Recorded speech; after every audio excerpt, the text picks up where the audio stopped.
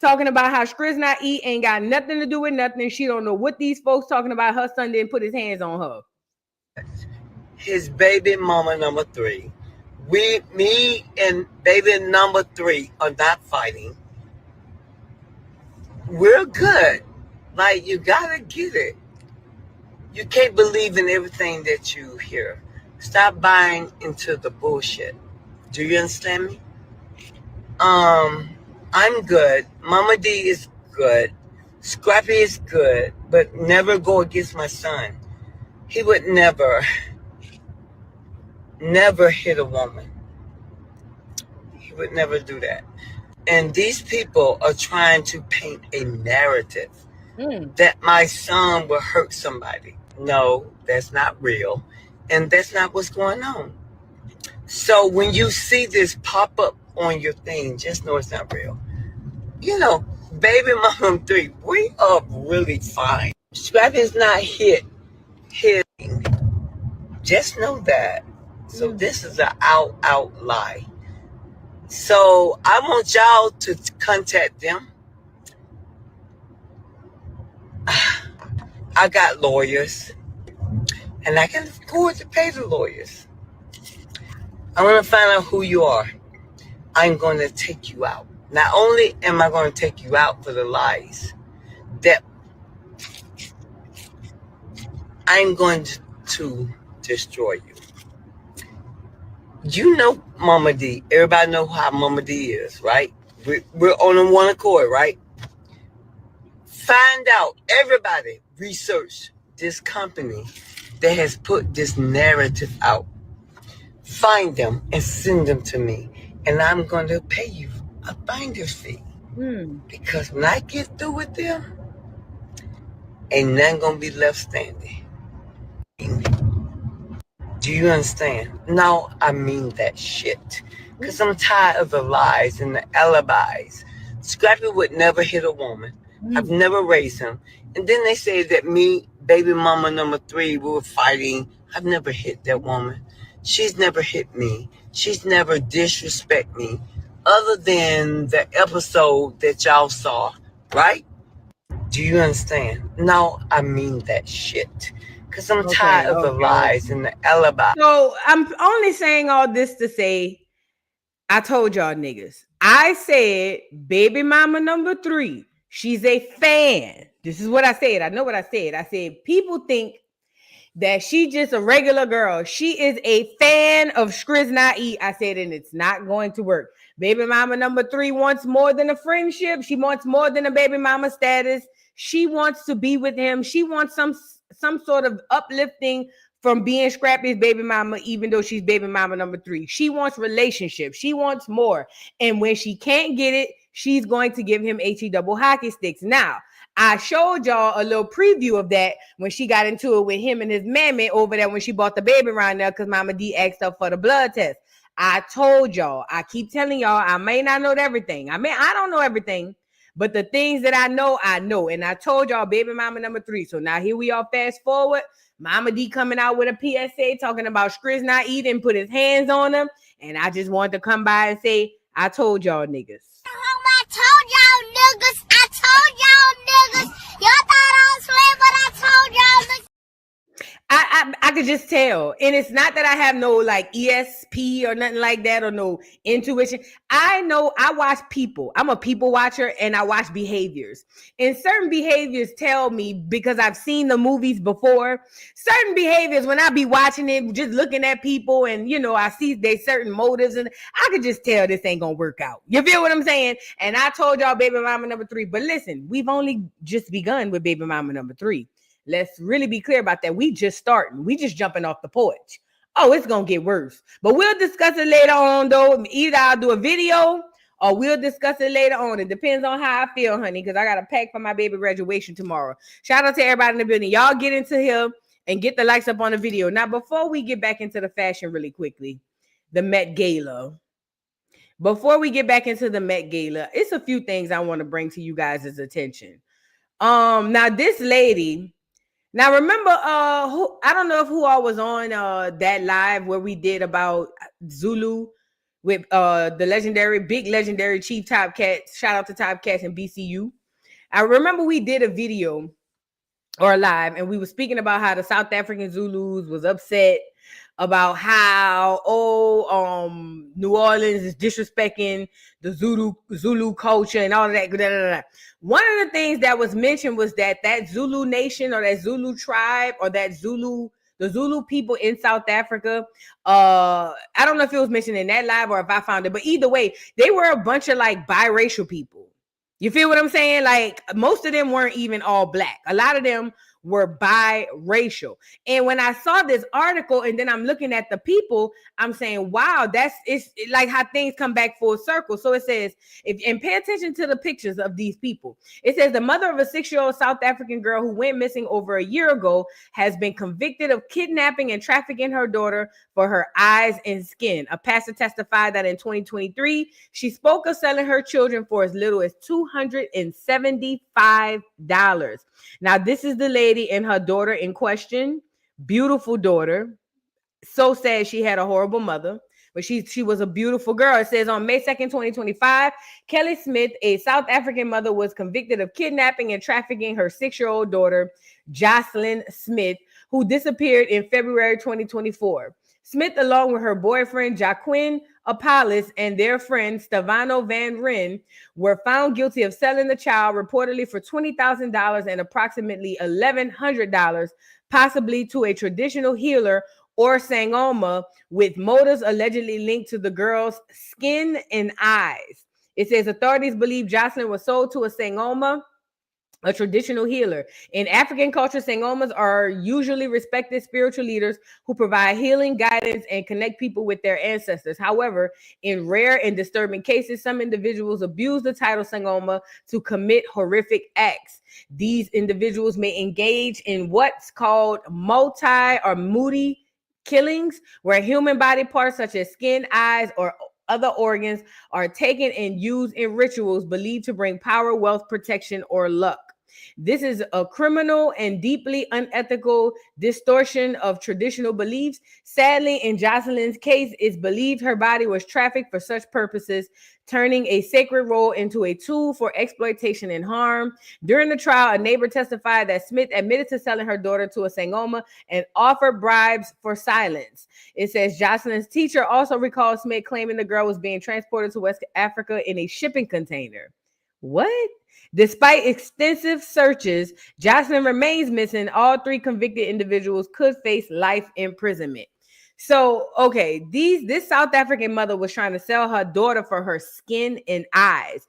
And these sangomas, I guess, are some spiritual leaders that typically, I guess, in their tribes do well by the kids. They have some people posing as them and then basically harvesting these children's organs and stuff like that. This is disgusting. And we still, at this moment, don't know where the baby at. Now, she's South African, a beautiful baby. She's even a beautiful woman if you really pay attention. But ultimately, it caught my eye because of the way they look. And you can obviously tell that they're mixed. You see what I'm saying? That they come from mixed ancestry, both the mother and the daughter. But even worse is that how these people are doing these children and how these people are quick to sell their children. This is ridiculous. And she knows that she was selling her for her skin and her eyes, which means she would meet her demise. You see what I'm saying? I saw this story and I thought it was disgusting. I was like, oh my God, that is horrible. You know what I mean? The mama and whoever else helped her don't never need to get out of jail. Never. So, and another thing, all them Africans and South Africans y'all seen, most of them that was on TikTok and Twitter over there hollering about how the Zulu in New Orleans is disrespectful to the Zulu and South African, they ain't even damn Zulu. Most of them Zulu folks probably look like this. You see what I'm saying? So, girl, yeah, but either way, my heart goes out to the little girl. Who knows where she is, if she's alive. And it's just so certain things like that happen. In a lot of cultures, a lot of people are very lenient with just giving out their kids. Not in Black American culture. We don't play like, well, we'll give the kids away to a relative. Some people, if they're on drugs, they'll give it to anybody. But for the most part, we don't just run our kids. You know what I'm saying? We ain't selling our kids' eyes and their skin. We ain't doing all of that. That's just ridiculous. Now we need to move on. I want to move on to this girl. Should I even start with her first? Yeah. Let's move on to the girl who claimed New York fashion that she could tell the girl. She can tell women from the South, she said, because of how we dress and we can't dress. Mind you, she's Nigerian. And shout out to Nigeria. This is no shade to the Nigerians. But I when I seen that, I wanted to know how the Nigerians dress in North Nigeria versus South Nigeria. That's what I wanted to know. Like, you know what I mean? Like, okay, girl, you loud expressing somebody else's culture. And also, let me say this. Shout out to New York, but y'all about to catch a straight. Most of you niggas be walking around looking like Times Square. Can we talk about it? Look at this girl. You know what I remember about New York fashion, which is over the top, which I love. And shout out to Harlem, because obviously, you know, that's a place, you know, where the dressing was dressing, where the fashions were fashioning. Oh, and mind you, I heard Dapper Dan is from South Carolina, huh? So look at the girl. Now this the girl. Now she looked like, y'all remember that but y'all remember Coming to America? Do you guys remember when Eddie Murphy and them first got to America, Eddie Murphy and Arsenio? When they first got to America, they needed to get a haircut and they needed to get some clothes. And remember, he came out of the doggone, I don't know if it was a bodega or a shop, and he had the New York jacket on with the New York scarf and the New York hat, and then everything was red, white, and blue. That's what this girl kind of looked like to me. And let me say this, this is no shade. I'm just telling you, back in the Gap, how I used to look to us from the South. Y'all were over the top, like fur bikini tops and Timbs. You know what I'm saying? It's just, you know, like that was the first time I seen a fur bikini top, you know, with the bottom, some Timbs and a fur coat, and it's snowing with Timbs. You see what I'm saying? It's fire separately. You see what I'm saying? Like if you separate the items separate, you know what I'm saying? Like put the bathing suit over here, you know what I'm saying? The Timbs over here. It might not be it might not be that bad, but it's just y'all wear either a whole lot of clothes and everybody wear a hat. All the bitches should have cradle cap in New York. Shout out, because everybody wear hats. Everybody got on a fitted. The niggas and the bitches. And you feel what? Look at the girl. Look at the girl. Looking like she ready to Harlem shake out the video. You see what I'm saying? Everybody wear fitted. Everybody wear Timbs. Everybody got on a puff jacket or a windbreaker or something. You feel what I'm saying? But neither here nor there, because this ain't about that. She came on here to tell us in the South that she knew that we don't know how to dress. And you can tell she ain't never really been to the South for a long, extensive period of time, because that would have been debunked. But according to her, she said people in the South can't dress.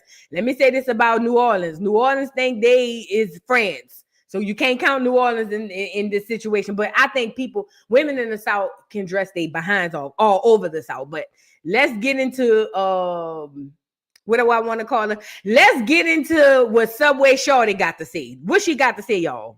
Sitting here thinking, remember when we could tell where you bitches was from based off of how y'all dressed? How y'all dressed, though? We knew exactly where y'all were from based off of how y'all dressed. And it went something like this. Down South bitches, y'all could never dress. It was never given, oh yeah, like we could tell a bitch can't dress. She from the South. She's from the South. Like the way she's dressing is giving Southern. It always gave that. All right, the way she's dressing is giving Southern. Like it's giving down South. That's how us up north people was looking at down South. Now the Southerns is giving a Northern. Like y'all are dressing like y'all from New York, which is cool. Girl, but don't act like y'all. Who dressing like they from New York in the South? Girl, wait, you almost blew me, because that caught me off guard. That took me fast. Who in the South is dressing like they're from New York? Girl, you probably saw somebody in the South that's really from New York dressed like that. Girl, we ain't looking at them folks. Girl, please. Girl, who in the South is trying to dress like they from New York? This is a real question. Girl, the weather don't permit us to dress like y'all. What are you talking? Right, you say that the same amount of time I was talking about it. Girl, the weather don't permit that. We don't have that type of luxury. We don't have that type of luxury, girl. What you?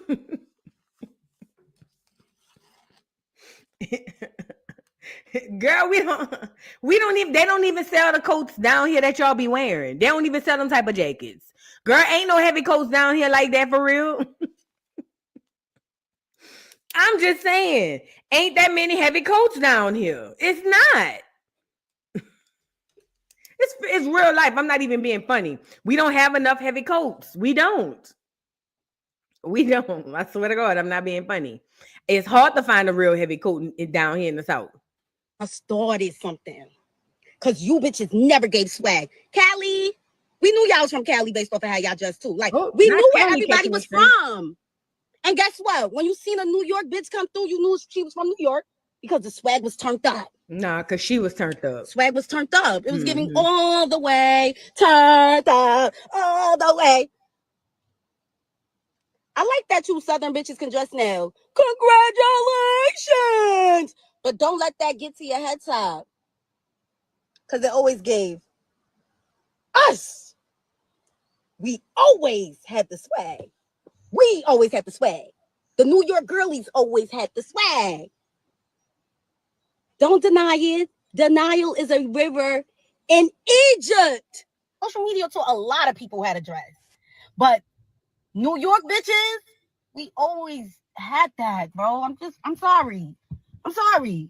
We always had that. Like, we had that on lock. That's what we had on lock. I think you Southern bitches, y'all was the fighters, right? They gave fight. Extreme lying. Okay, so that was the girl. Whatever. I don't even care that she's saying that. I think she's trying to go viral to get people to get her music. That's because I heard she's an artist.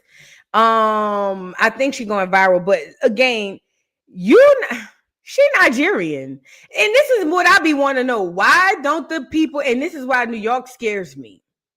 Whenever I speak to people from New York, I always wonder who they really are. Because you can blend in and be anything in New York. You see what I'm saying? You wouldn't know this girl was anything other than, a Black American if she didn't really for real tell you, because she got the hat on. You see what I'm saying? Like, you wouldn't know. You really wouldn't know. New York scares me because everybody blend in so well. Everybody blend in really, really well. Asian Persuasion say New York is what? She didn't say tether capital, but she said New York got most people in New York are immigrants. I figured that. You know how I know the ones who really not immigrants? They always talk about how they come to the South. The guy I used to mess with from Jersey, I don't know if he on here because sometimes he be coming on here. He's the guy who helped me start my YouTube venture, whatever. I knew he was FBA or indigenous when he told me that his grandmother lived in the country of Georgia. You see what I'm saying? And he would come down here, or he lived down here when I was dealing with him, but he would be down here and they have whole families in the South. That's how I be knowing who is who. You see what I'm saying? If they come to the South, like I met this guy at the Atlanta airport, and he was from somewhere else. And I asked him, I said, well, what? And this is how I found out he was from somewhere else. I said, what brought you to Atlanta? Like, what made you come all the way to the airport in Atlanta to get a job? And he was just like, they were hiring. I said, well, do you know people anybody in Georgia? And he was like, no. And I said, anybody in the South, period? And he was just like, no. And it was immediately I knew that he was a foreigner. And when I asked him, he told me he was.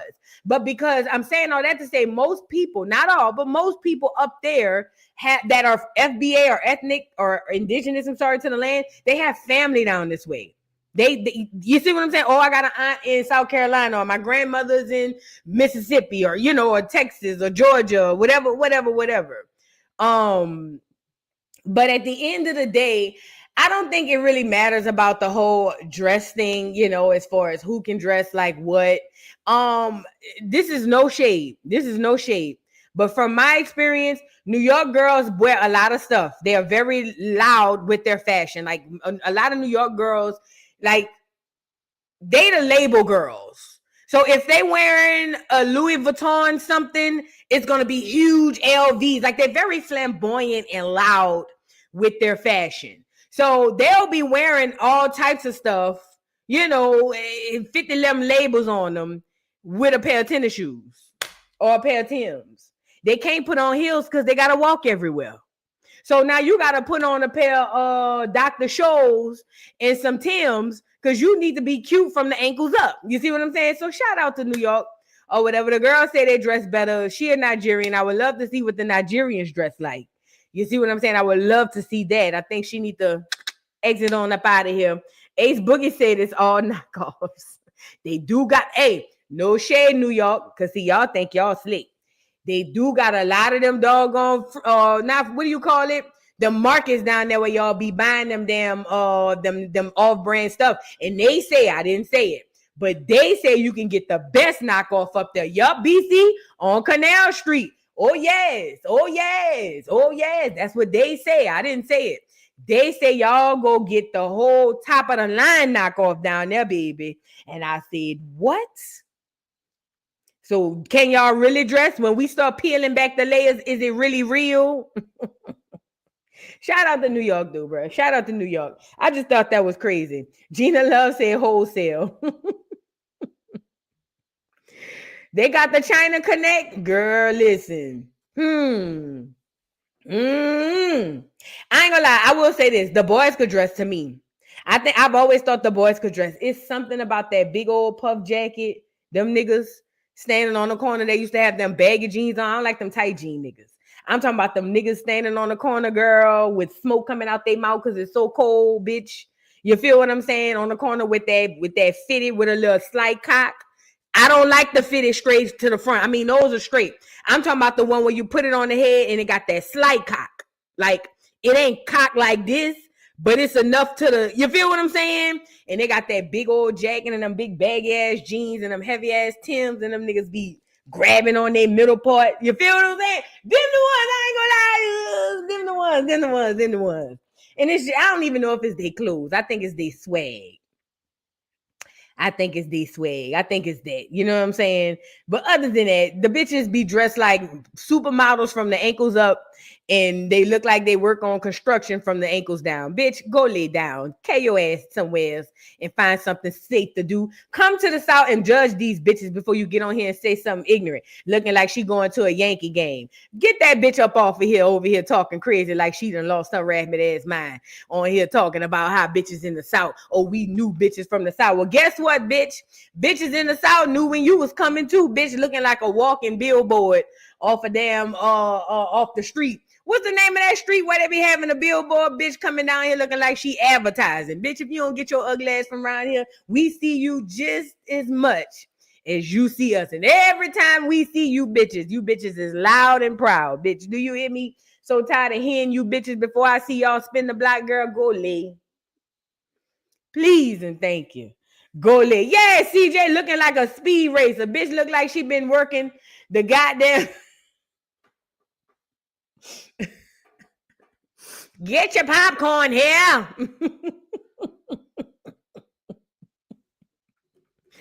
Bitch look like she eat gyros. Bitch, get your ugly ass from around here. Yeah, we see you just like you see us, bitch. We don't want to hear that ugly ass shit. Chop beef head asshole. Girl, if you don't get your ugly... Girl, bitch like she scalped tickets outside of Yankees game. Girl, get your crazy looking ass from around here, girl. Please and thank you. Get from around here now. Get from around here. Look like she changed tires at the doggone. Look like she changed tires at the speed racer place, girl. You know how when they be stopping and change out the tires? That bitch look like the pit boss. Let me stop. I'm just playing. But anyway, to hell with her anyway. Let's move on. Okay. Now I want to get into Smokey Robinson and Byron Scott, girl. So apparently Smokey Robinson and Byron Scott, apparently they around here essaying women. What is going on? First of all, Smokey Robinson got to be 96. How is they letting him essay him? Girl, push him down. You see what I'm saying? I ain't gonna lie, I probably wouldn't push him down though if he was whoop de wooing. If it depends on how much he was taking care of me, I probably wouldn't push him down. You feel what I'm saying? But we got to get into this. So let's get into let me find him. Girl, I gotta show y'all that too. So who we gonna start with first? I think we're gonna do Smokey first. Let's get Smokey up here. So Smokey was found to be SAing some people around him. I think they said like 4 people or something like that. Smokey is too old for that. And listen, he was real tight and real close to Barry Gordy. I know he done been to the freak-offs. See, y'all think Diddy is the worst. Girl, please. I told y'all who the OG of this is in our time. And that's Barry Gordy. Y'all don't want to hear between Barry Gordy, the church, Barry Gordy, the church, Fred Sanford and them, him and Red Fox and Ray Charles, who else? Richard Pryor, all them was freak-offs. You feel what I'm saying? Yeah, Quincy Jones, QJ, all of them were the freak-offs. You feel me? You had to be there. Ray Charles said the freakiest freak-off he been to was at the church. Child. And guess what? Smokey was born in the 1940. That nigga was around for everybody. So you know he done seen and did every different thing you could think of. Do you hear me? And now that he old and contrary, he can't handle it. You feel what I'm saying? He don't know how to hold it back.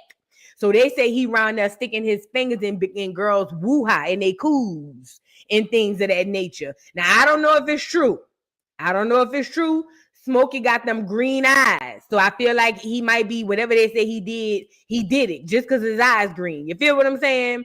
But we gonna get into it. I'm gonna come right back to the super chats. So let's get into Smokey, girl. Was Billy D there? Girl, probably. Billy D, girl, please. And you know he was Denzel for the 80s, huh? For the 70s and 80s, Billy D. Oh yes, he was Denzel and the 90s. Play with your mom. See, we have Denzel. Back when I was coming up, my mom and them had Billy D. Williams. And before him was Sidney Poitier. Sidney Poitier was before him. Yes. Yes. So you know what? Billy D. might have was at the freak-offs too. Who knows? All y'all faves be at the freak-offs. Even TD. You feel me? But anyway, let's get into what they said about Smokey Robinson, honey. It says, Smokey Robinson is in the hot seat after 4 women filed a massive lawsuit against him in Los Angeles, claiming he repeatedly SA'd and R-worded them while worked as housekeepers in his home. The housekeepers, nigga? According to the suit filed Tuesday morning, the women referred to as Jane Does alleged a disturbing pattern that started as early as 2000. Each woman says they were hired to clean for Smokey and his wife, Frances Gladney Robinson. I forgot she in it too, girl. While their work timelines overlap, their stories show a chilling similarity. Smokey allegedly waited until his wife left the house, then called them into his bedroom or other private spaces to carry out the abuse. So y'all went over there? In the suit, they allege Smokey used coercion, force, and manipulation. They claim he penetrated them with his fingers, demanded oral sex, and in some cases R-worded them. At least 2 women say he didn't use protection and ejaculated inside of them without consent. Now y'all think he did it? I think he did it because he was right hands man with Barry Gordy. I'm pretty sure that's like a Tuesday for him. You see what I'm saying? Now I don't know if he did it. He's 85, y'all. For people who want to know how old he is, he's 85. I don't know if he did it. However, what I'm saying is, given his past, this will be like lunchtime. You see what I'm saying? If that's true. Now, again, they say the people suing the wife and everything, or whatever the case may be. I don't know what's going on. If y'all want full detail, I kind of caught a little bit of memes. Y'all go check out Make It Make Sense. he did a whole breakdown of the actual case. I don't be having no paperwork, so I don't know. You feel what I'm saying? But the point I'm making is this man right here, Smokey, light-skinned, light-eyed Robinson, has been accused of putting his fingers in them women coos, okay? And I know for me, this is just for me, if his old ass was doing that, all they had to do was push him down, because I know I'd have broke that nigga hip. You feel what I'm saying? Unless I was just trying to, come up on a payday. And in that case, if he was ejaculating on the inside, I'd make sure I squeeze that out, put that in a little Ziploc, bring that down, get that tested. You feel what I'm saying? Type stuff, but that's just me because I overthink. But ultimately, I'd have pushed that old ass nigga down. I'd have broke both that nigga hips. He wouldn't have been able to walk, roll, scroll, or nothing else. Then when the nigga would have acted crazy again, I'd have took a hammer to both of that nigga elbows. So he can't even roll himself with the so he can't roll himself in a wheelchair in case they give him a wheelchair. Girl, I'd have took a large hammer to the back of that nigga elbows. That nigga would be sitting like this for the rest of his life. Hammer that. Don't do that. I mean, if you didn't want it to happen, that's what I'm saying. That's what I would have did. He old. He 85. Girl, push his heavy ass down. When people get old like that, they be heavy. You feel what I'm saying, girl? Push his heavy ass down somewhere, girl. Clip that nigga in the back like Ivory did. Summer when Summer was fighting Jazz. When that nigga walking in the kitchen to get his medicine, just go behind that nigga and clip him in the back by the ankles. He ain't gonna get up. I promise you that. That nigga gonna be down for the count. Do you hear me? But yeah, this is what they said about him. Now, it's not just him. Byron, what's his name? Scott. Now, y'all know Byron Scott is LaQuisha uncle, huh? Y'all know who LaQuisha is, huh? Malaysia. So Byron Scott has been accused of SA too, and we want to get on him. So according to the article, it says Byron Scott, ex-Lakers star Byron Scott accused of SA schoolgirl 38 years ago. So this somebody who said that happened to them 38 years ago. According to reports, Lakers legend Byron Scott has been accused of SAing a 15-year-old girl 38 years ago. According to the Daily Mail, Haley Dillon filed a lawsuit claiming Scott, then 26, lured her into a locked janitor's closet at her high school and assaulted her. The suit alleges sexual battery, false imprisonment, and emotional distress. So this girl came out 38 years later to tell us that basically, when she was 15, he had lured her into a janitor's closet. And then he whooped the whoop. Now, I don't know if he did it. I wasn't there. I can just speak for me. Nigga ain't lured me nowhere at 15. Anywhere I went. I'm not talking about this girl. Nigga ain't had to lure me nowhere. You feel what I'm saying? But this is what the girl's saying. She's saying it happened 38 years later. And as far as her suing the man, honestly, I don't know. What y'all think? Now, this is Malaysia's uncle. This is LaQuisha's uncle, girl. Yes, JM, 38 years ago. 38 years ago. 38 years ago. It's something. The essay is in the water, honey. Thank you, Pure Joy, for the super chat. Vu, who is Michael from New Orleans walking around spreading that monster? Girl, we need a story time because I know you done heard about it. Girl, I know everything about it. All right. Thank you for the super chat.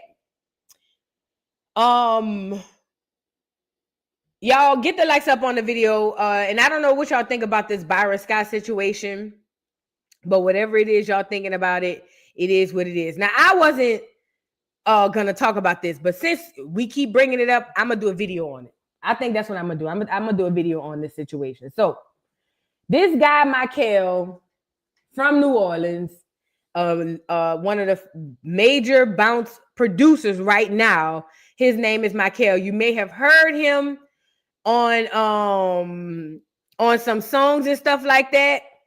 Hold on. I'm gonna show you. where you've heard him. You may have heard him if you've heard some of these songs. Hold on 1 second. Y'all get the likes up on the video, please. And thank you.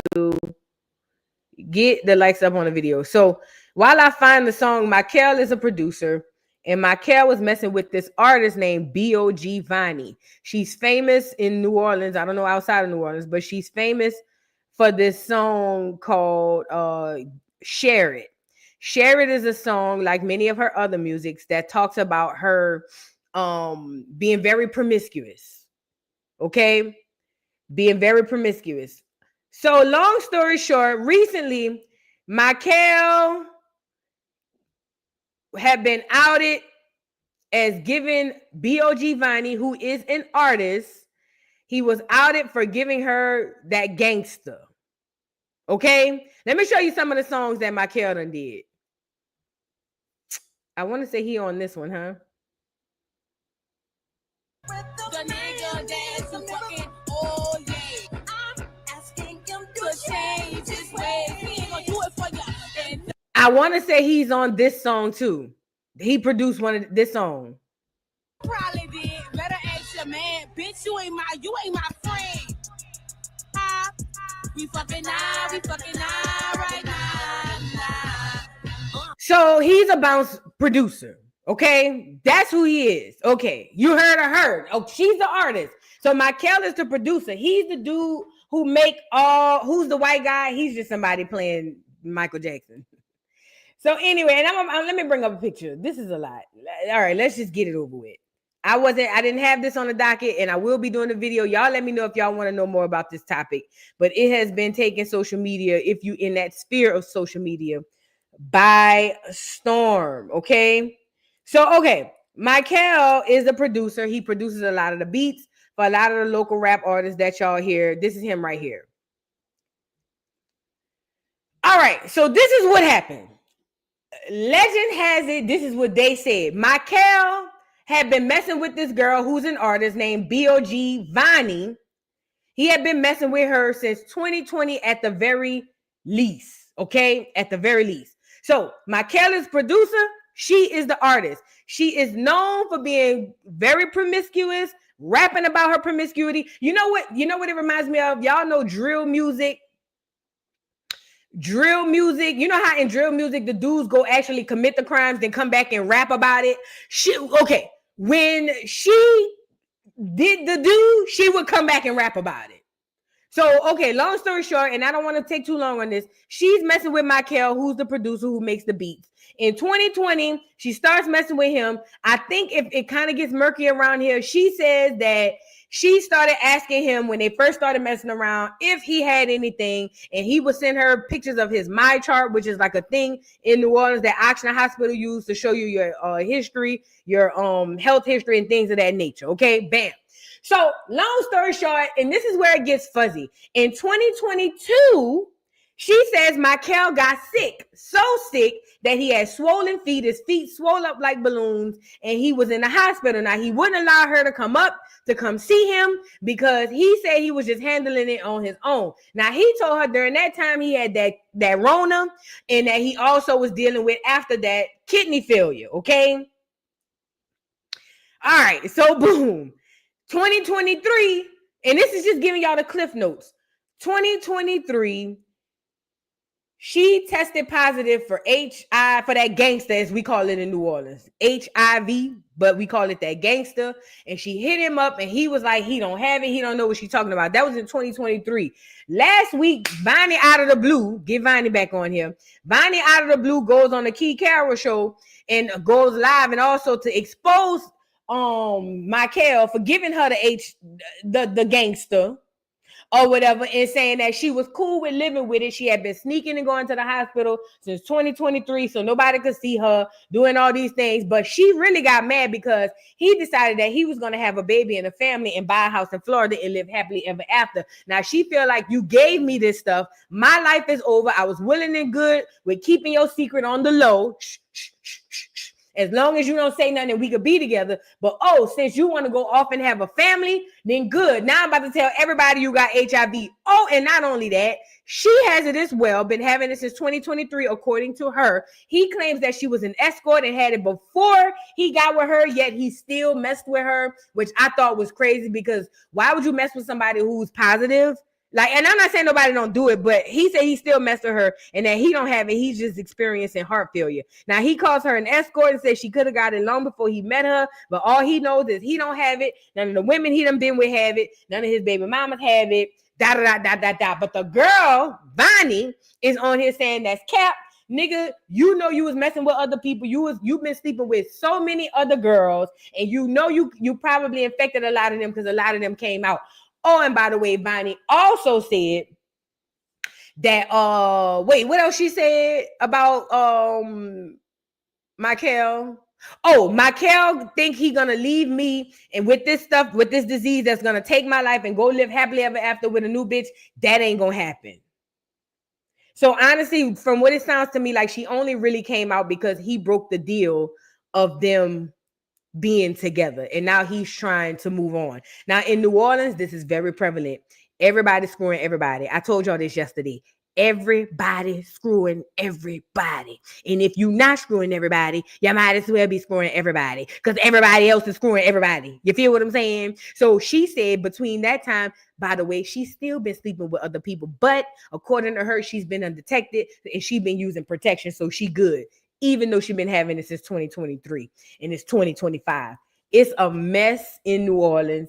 And I'm pretty positive it's the same way in a lot of other major cities.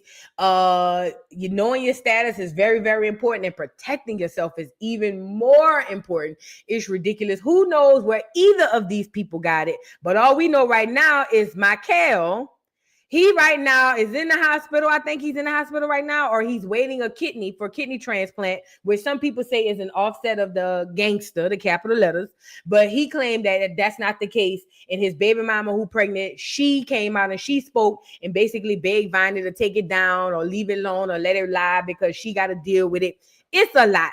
I can do a video on it. If you would like to hear more about it, I'll do a video on it. Drop a one in the chat. If not, we can move on. But it just kind of goes to show y'all about what's really going on in these inner cities, because people don't realize that it's cool to just be sleeping, whatever. But first of all, it's a risk, but you absolutely have to protect yourself. Like you can't, and listen, the short periods and short stuff I gave y'all, that's not even all of it. It gets deeper than what I just said. So I can do a video on it. And we can go from there, from cradle to grave. It's still right now going on, and it's prevalent in a lot of cities. So it looks like we got someone. So I might still do a video on it. But right now, Vonnie is losing her mind. Let me let y'all see Vonnie. And this is not to tear down nothing or whatever the case may be, but let me show y'all how Vonnie is. And I like Vonnie. I like her music. I would never do the things that she talk about doing. But ultimately, I think Vonnie a cool girl. I never had, but I don't live in the city, so I can't see. This is Vonnie after all of that. Hold on. This is Vonnie after all of that, talking about the situation. Hold on. Now, Vonnie looked like she don't have no wig on or something, so I don't know. But she said she had got real sick, lost a whole bunch of weight. It looked like she all right now, like she might have picked up some of that weight. But this is one of the responses. Hey, bitch, and to my cow and them family, y'all just a motherfucking lie like an oriental rug like him. Michael been sick since 2020 when the fuck he was in that hospital and he couldn't motherfucking stand up and walk on his own. He had to have fucking therapy to start walking again. Boom, 2022. Bitch, he back in the hospital. AIDS eating him up, bitch, alive. Bitch. AIDS eating him up alive. Feet that swelled up like the fucking nutty professor. Bitch, Professor fucking Clump feet. And then, bitch, he get out. Come fuck me. Bitch, come fuck my nasty ass. Bitch, I go to going down in February of December of 2022. He in the hospital sick. Bitch, he infect me then. Go to motherfucking 2023, fast forward. Yeah, go to 2023, fast forward. January, February, I'm going down. March, I get diagnosed. 2023. Bitch, y'all know that boy had that shit. Y'all knew it. Y'all was there at the hospital for it. Yes, she is a biological woman. She has 3 kids or 4 kids or 5 kids. Bonnie is just one of them hard women. You see what I'm saying? Bonnie is a hard girl. I got women like Bonnie in my family. She's just a hard girl. She got kids. Let me see. I could go find her on Instagram. Bonnie got churn. She got like 3, 4, 5 kids. Hold on, let me see. She an artist. She a local artist. You heard of her before. Let me see. I think she's just looking rough right there. Here she go. See, Vonnie is you know what I mean? She a girl. She a woman. She a woman. It's just Vonnie always sound like she been hollering all day and losing her voice, but she's a woman. She's a woman. She's just one of the rough ones. That's it. But nah, yeah, yeah. So I'll do a video on it.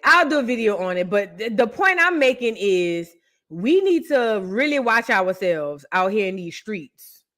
We really need to watch ourselves in these streets, especially in these major cities or in these cities where it's a lot of black people. Y'all got to understand too, they dropping this stuff off in these black areas so that it can spread like they did syphilis.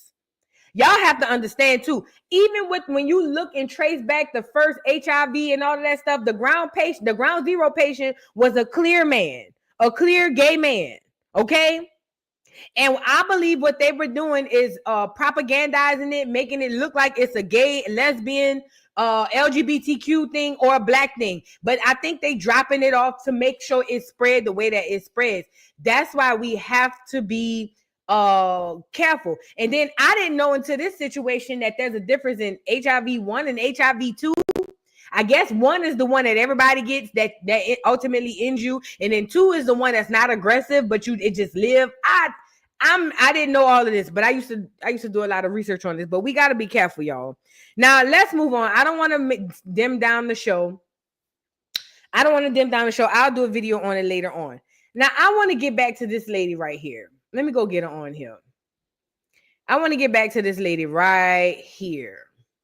So this lady has been viral on TikTok for a long time. Oh no, before we get to her, let me mention this queen right here. For something positive.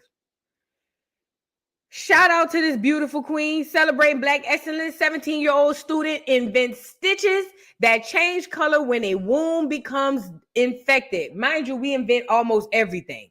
They just don't want to tell us that. It says a 17-year-old student from Iowa, Deja Taylor, is making waves with her invention of color changing stitches that detect wound infections.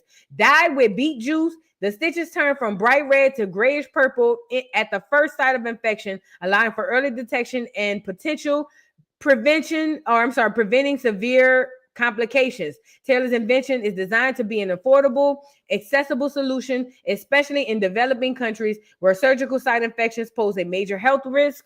Her work has garnered national attention and could revolutionize wound care, saving lives in resource-limited areas. I'm pretty sure the military going to pick that up because that would be definitely needed.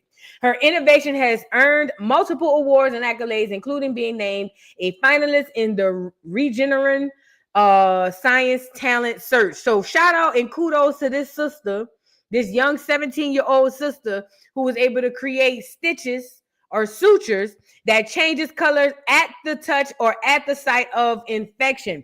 This is very, very groundbreaking because listen, it's a lot of times, especially during wartime. That's why I thought about the military when they be having to patch their soldiers up and help each other and stuff like that. If they had something like that, that could really expedite the situation going on. You know what I'm saying? If they were ever in those type of situations. But even in the hospital, a lot of times people get infections and all that stuff because you're not realizing that these people, you know what I mean? This is dope. This is on brand for us. And I think that if most of us tapped into who we really are, I think we'd be back to inventing, back to building in no time. Okay, I believe this with every heart and every fiber of my being. I believe that if we as Black America, if we tapped back into our ancestry, our history, our genealogy, in who we are, we will be back to being inventors, builders, creators, and we still creators, but still, we'd be back to that in no time. It never left. It's just lying dormant. But I wanted to say congratulations to the sister for even doing that. She didn't have that to do. Now I'm surprised. I don't think it's much life-threatening, but I'm pretty sure what the government does all the time, they offer a large, crazy amount of money and things of that nature, and then people come, you know, and then they sell it off, and then the next clear person make millions and billions and trillions of dollars. I hope that's not the case here, but either whatever she wants to do, I'm fully backing her and I'm proud of her. Now I want to go to this. I want to go to fans calling out Quinta Brunson and Ego Nwandim for their 2 bitches versus 1 gorilla skit. Having a darker skinned woman ask a gorilla, "Can I have my face back?" is insane. Let me say this.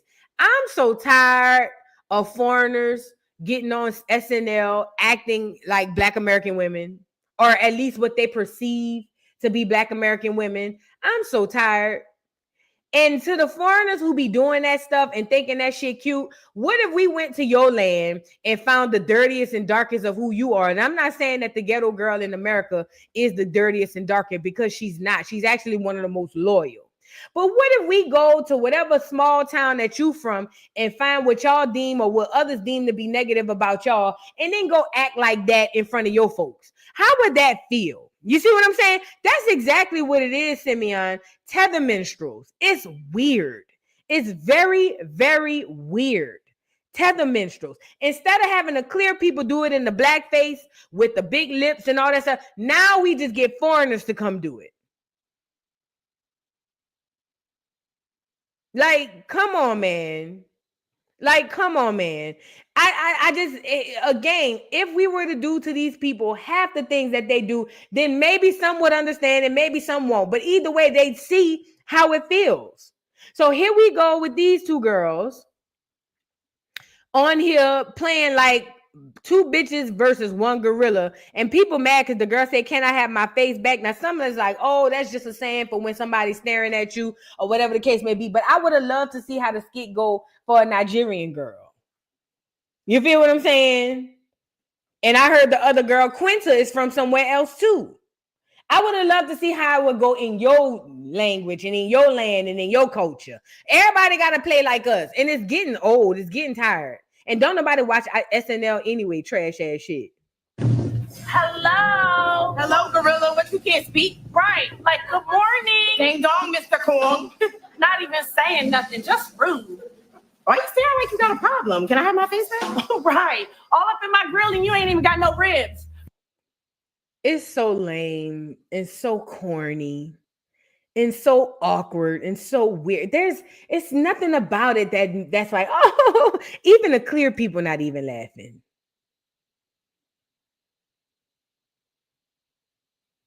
Like, it was just so, it ain't even worth playing. It was just so lame and so corny. I'm just getting tired. I'm really getting sick and tired of it. I'm so tired. We need to stop doing to them what they do to us so they can start seeing ain't you know what I'm saying, ain't sweet. Let's move on. I want to move on to that Creole lady. Let's get back to this because this is very important, in my opinion, because I'm starting to see this pop up too often and I don't like it.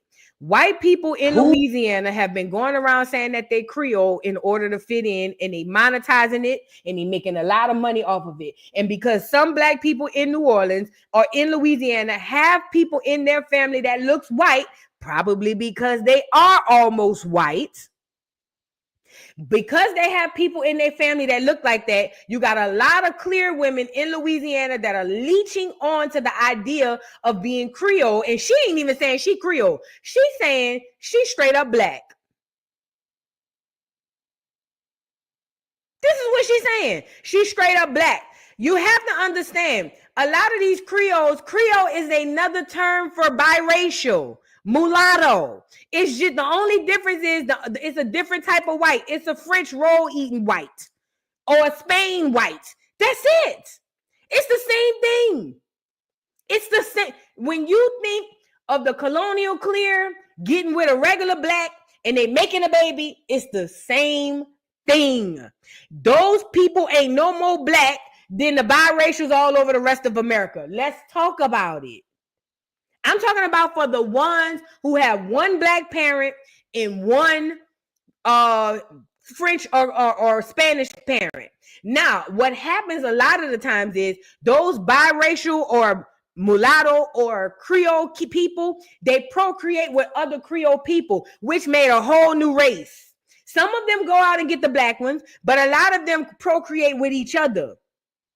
And in New Orleans and in Louisiana, there's a race of Creole people. But even in this race of Creole people, yes, very few of them look super, super white, but that's because they carry more white genes. That's it. That's it. But white, French white, British white, Spanish white, girl, it don't matter. White is white. White is white. Okay, it just is what it is. And this is from someone who my grandmother would be, I guess, labeled as Creole because her mother was biracial Creole, was a French and black Creole. And I'm sorry, French and Indian Creole. So that would make my dad's mother a Creole who got with her black ass husband and had my black ass daddy. So I'm telling you what I know. I'm telling you, these Creoles are the same biracials that's running across the rest of the world. The only difference between the Creoles is that the Creoles and the mulatto or the Creole and the biracial is they got a French person versus a regular white. That's it. Now, let's fast forward. This woman has monetized heavily on TikTok by telling people that she's black. And what is her claim to being black? The people wrote on her birth certificate that her father, and I want to say her mother, were colored. Let's talk about being colored, okay? Because you have to understand, although colored was a term that was basically used for a lot of black people in America, yes, colored was a thing that they called black people. You can look at this lady, and I think I spoke about it on this channel. She showed pictures of her parents. None of them looked black. But we have to get out of the mindset of when we talk about race, we have to leave away from the skin color. It reminds me so much so of what the sister said, and I'm not going to play it all.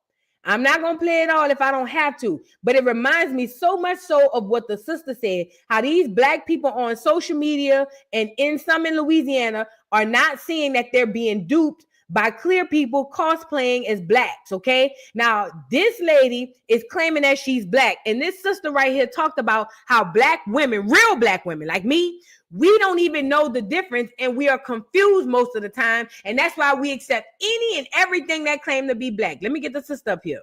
About our lineage. Who are we? We're Black Americans. I can trace my family back, my ancestors back to the 1700s. Okay, so we're Black Americans. We have been here since the founding of the country. That matters, does it not? Does it matter that our parents, our ancestors were here since the founding, since the 1600s, since the 1700s? Is that relevant? Is that significant? Yes, I think it is. Well, I mean, my ancestors didn't slave and sweat and toil and all that hard work that they did for Joanne Reed to have a job. She's from the Congo. They worked for Black Americans to have jobs. They did all that for Black Americans, not people from the Congo who are first generation Americans. Not even Kamala Harris, who's Indian American and Jamaican. Right. My ancestors didn't work for Kamala Harris to have these benefits. They worked for Black Americans to have benefits. I think even Obama is not even a Black American. This is why using color, the skin color, is not sufficient. It's confusing. Right. And this is why I say white Americans and Black Americans have been in America the longest since its founding. And that is significant. That matters. That history matters. And so this is why, and I don't know why so many, and I want to get into this issue about Black women, Black American women supporting. I know it's nonprofit, but Black American women don't understand most of them, some do, but most of them don't understand. They think everything is about skin color. And that's a superficial analysis of the situation. They're not looking at the history. They don't know the history. And they're just so wedded to the political left position, embracing all of their policies. And their policies have been detrimental to Black America. They need to get away from that embrace of all these policies that are the detriment. So basically, the little part that I wanted to talk about was when she said Black American women don't understand the difference. They look at skin color and they don't understand the history. These are the facts. In the South, in Louisiana in particular, in the South, a lot of times, now mind you, she's going to show you her birth certificate where it says her father is labeled colored. Not that he's Black, not that he looks Black or anything. Her claim to being quote unquote Black is on her birth certificate. They labeled her father, and I want to say her mother, colored. Let me say this before we get into this whole colored thing. Colored wasn't only a way to describe Black, just like the one drop rule. Being called colored was a throwaway. That means you were not pure white. Asians were called colored. Hispanics were called colored. Black were called colored. Mulatto were called colored. All of these things that we know today that we call the one drop rule and all these things that we inherit and we possess as if it belongs to us, that is not the way it was meant to be. Being called colored just said that you weren't pure white. Rather you were an octoroon, a quadroon, rather you only had a smidget, little bitty smidget of blood in you. You were considered colored because you were not pure Anglo white. So this lady has been carrying her bags around under her eyes all over TikTok, telling everybody that she's Black. And when I go in the comments and I see so many people that's amen and talking about, see, Black women don't understand that we come in all different shades and da-da-da-da-da-da. Y'all don't know the history. Y'all don't know the history. This is a white woman cosplaying as Black on TikTok, and I don't give a damn what her parents' birth certificate label is on her birth certificate. We have to know the history. And when she went on to talk about the history at one other point, she spoke about how her family was so white that her aunt went off to California and was white passing. Now, some Black people have done that as well. But when she went down the rabbit hole to show her pictures, you can clearly see this is a white woman. I don't give a damn what they labeled her mammy and her pappy on her birth certificate. This is a white woman. And this is very prevalent happening in the state of Louisiana, in New Orleans in particular. There's a lot of white women who have somewhat decent curly hair or maybe a little thick hair like that girl Janelle. They got these white women who have maybe a second thought worth of Black in them. And there's so many Black people opening up their arms talking about they're one of us. This is a white woman playing in your face. Oh, and to you Negroes who running around here thinking, oh, but Voodoo, she is Black. All right, good. When they start giving out reparations and bitches like her get in line, I don't want y'all to open your mouth. Don't say nothing. Don't you say nothing. When they start talking about provisions for Black Americans and for Black people, and people like her start getting in the line, her, the girl Janelle, Gretchen from Baddies, all these, when they start getting in line, don't you open your mouth. You are giving away your identity by allowing people like this woman to come to you and tell you who she is. And don't nobody do no checks. Everybody just go with it. We are the easiest food people on the face of this earth. No wonder Christopher Columbus wrote his note back to his people in Europe and say, you wouldn't believe how stupid they are. It's like taking candy from a baby. You wouldn't believe how nice and sweet and compassionate and stupid and dumb and ignorant as they are. You would have to come here to believe how stupid they are. This is what Christopher Columbus wrote when he landed in Hispaniola, Hispaniola, whatever. And it says a lot about us because even in 2025, most Black people are going with whatever social media say. And this white woman who I'm looking at a white woman is telling everybody she Black, and Black people windmilling on each other to say that she is. Child, let's get into what she had to say. We watched it a bit yesterday, but we're going to go over it a little bit today. Somebody commented on her TikTok and say, who told this lady she was Black? Here she go. Who told this lady she was black? My mom and my daddy. Because on a birth certificate, colored. Same time. So she's saying because her mom and her daddy is colored on her birth certificate, that means she is black. I don't blame them. I'm starting to blame us. The movie center showed y'all with that quadroon. I'm starting to not blame them. At some point, I'm blaming us. Let me let her finish. So this is her claim to being black because her birth certificate said her daddy was age 35 and color or race of the father, he's colored. That's what she said. For the mama and the daddy, I'm looking at. Family parish, baby. Father.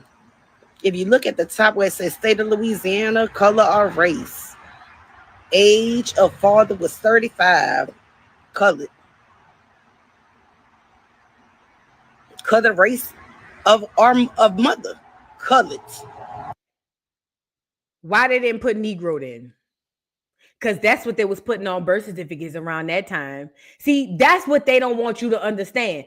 If her mother and father were black, they would have Negro on their birth certificate, not colored. Colored, I'm telling you, was the throwaway for the people they wasn't sure who they were. Her birth certificate would have Negro, not colored. Okay?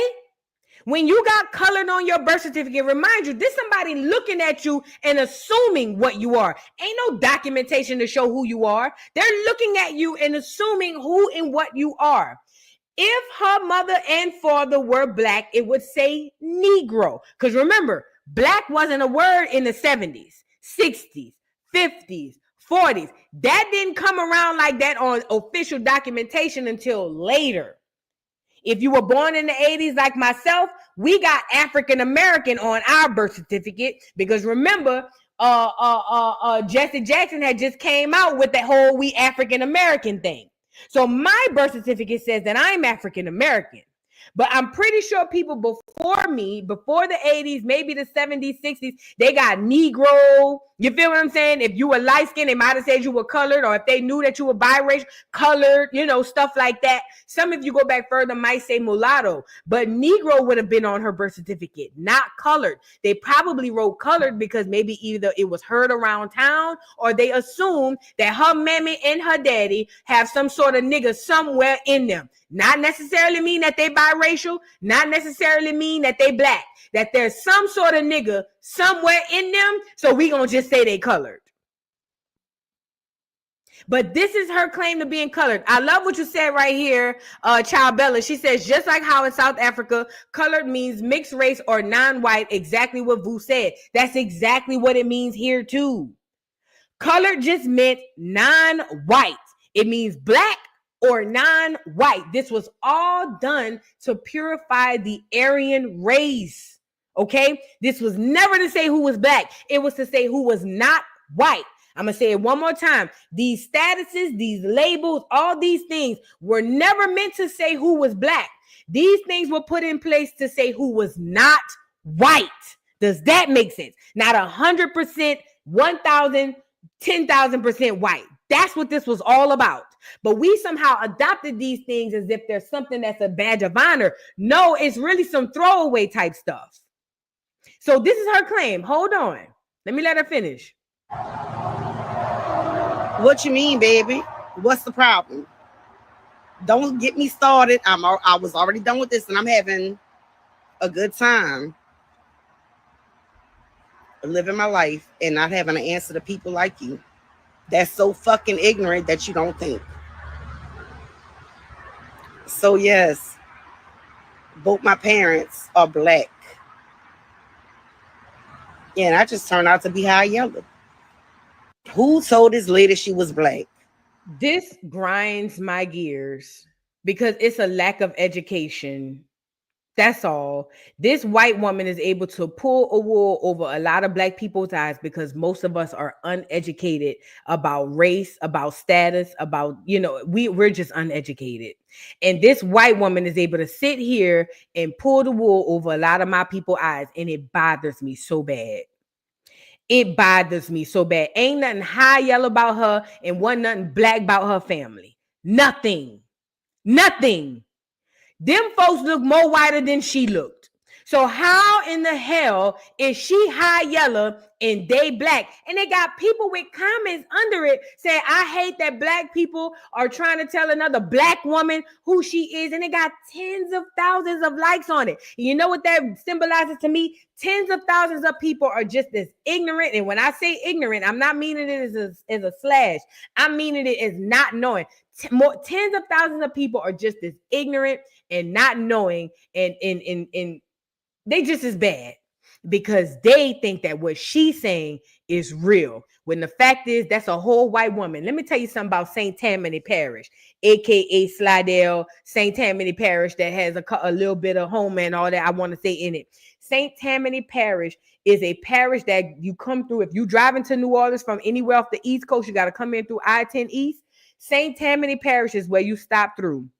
And let me tell you the route to get to St. Tammany Parish, where it's all racist, clear, racist people. When you get off of 65 on I-10, you go through Alabama first. You go through Mobile, you hit the block, you hit the corner, you go through Alabama, racist. Mississippi, racist. Louisiana, St. Tammany Parish, racist AF.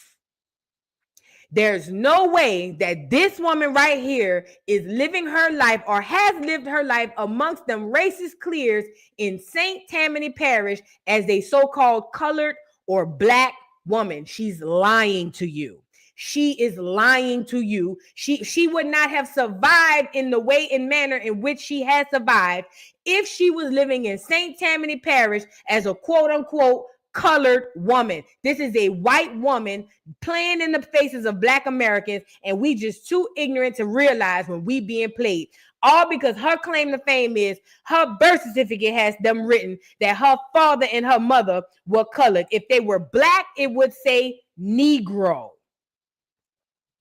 If they were black, her mother and father's race would be Negro, not colored.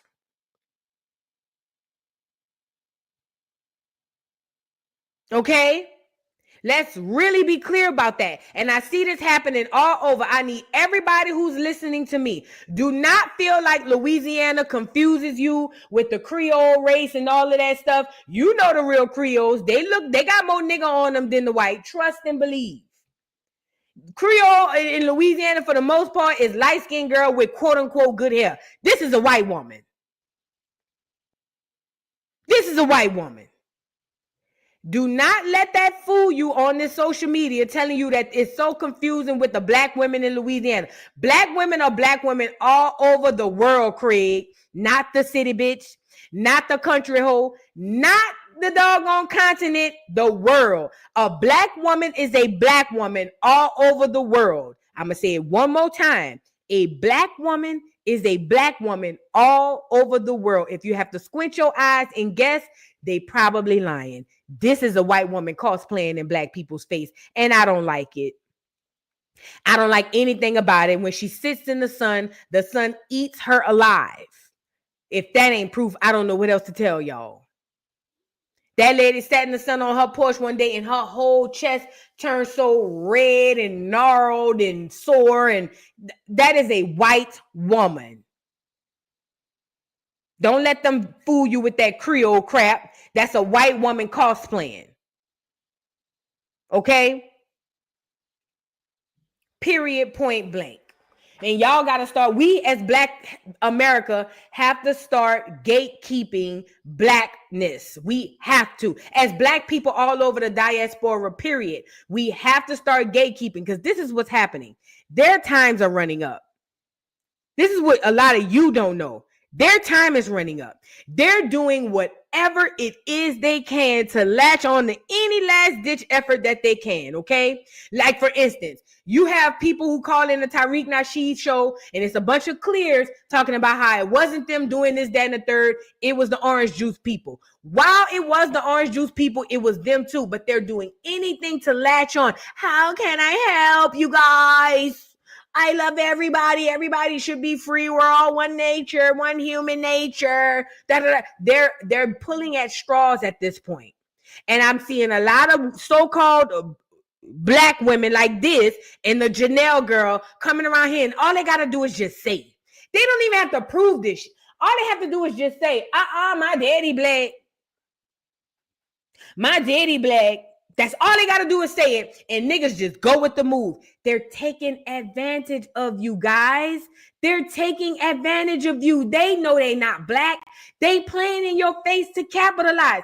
And we as black Americans continue to help them capitalize, and it's annoying AF. This is a white woman living in St. Tammany Parish on TikTok playing like she black. She's not black. She's not black. She's not black. She's not black. Period, point blank. And I'm gatekeeping blackness if nobody else will. She ain't black. She ain't Creole. She ain't none of that. This is a white woman coming from white jeans all day and all night. Period, point blank. Period, point blank. And I'm tired of seeing it. I'm tired of seeing it. I'm so tired of seeing black. I'm more tired of seeing black people go against me behind her racial ambiguity than us really sticking together to realize, you have all the tools to figure this shit out, but some people just want to be all inclusive because we want so bad to be accepted by Massa and Miss Lily. Right now, it's profitable to identify as black, especially as a black American. Right now, it is profitable. You don't think them clear folks sitting down, listening and realizing, hey, shit about to go left real quick. What are we going to do? Oh, well, at least if we can leech on through this way, we can get this, or at least we can monetize that. You don't think they sitting around thinking that? And they know that they able to do this because of the ignorance of the black folks here. You don't think them people sit? Y'all some new age fools if y'all don't believe that. Anyways, let's get back to where I was. I need to move on. I'm gonna do a video about her because I'm gonna go pull her family and all that stuff because it's on TikTok. Because this ain't the first time we've been on this rodeo with her. With this, my daddy, his name was colored. They put him down as colored on my birth certificate. Who gives a fuck? What was he, black or white or mulatto? I seen them. He was white. I seen them on white. I seen her aunts white. They all white. Girl, bye. Moving on. Right, Miss Turner. By this time, they gonna say Smiley black too. They gonna say Smiley black, Gretchen black. They gonna say Mariah Lynn black. They gonna say Anna Mac is black. Girl, they already been saying that. Olivia Dreams, thank you for the super chat. Morning, Boo. Can y'all please hit the like the live 280? That's at the time. Yes, it was 280 likes at the time. Y'all hit the likes, please.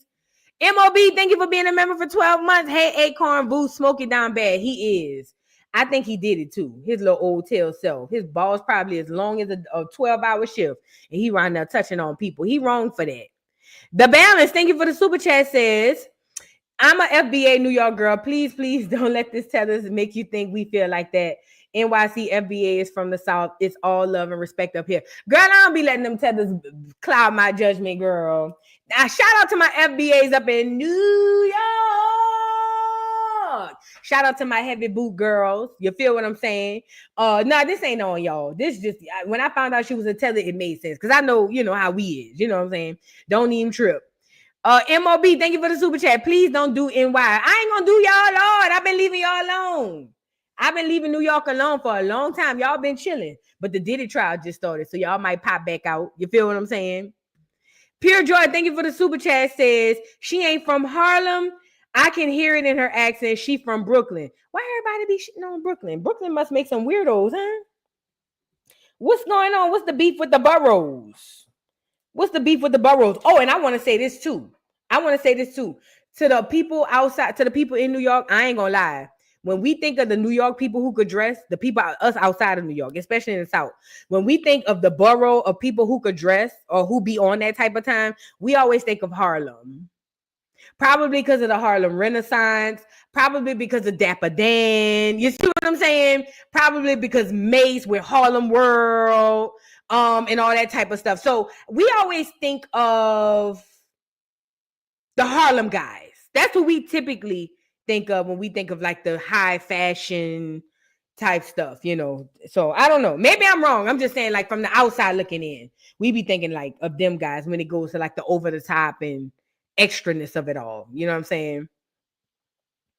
Right. I think Black Harlem too. True. When we think black up in New York, we think Harlem. That's a fact.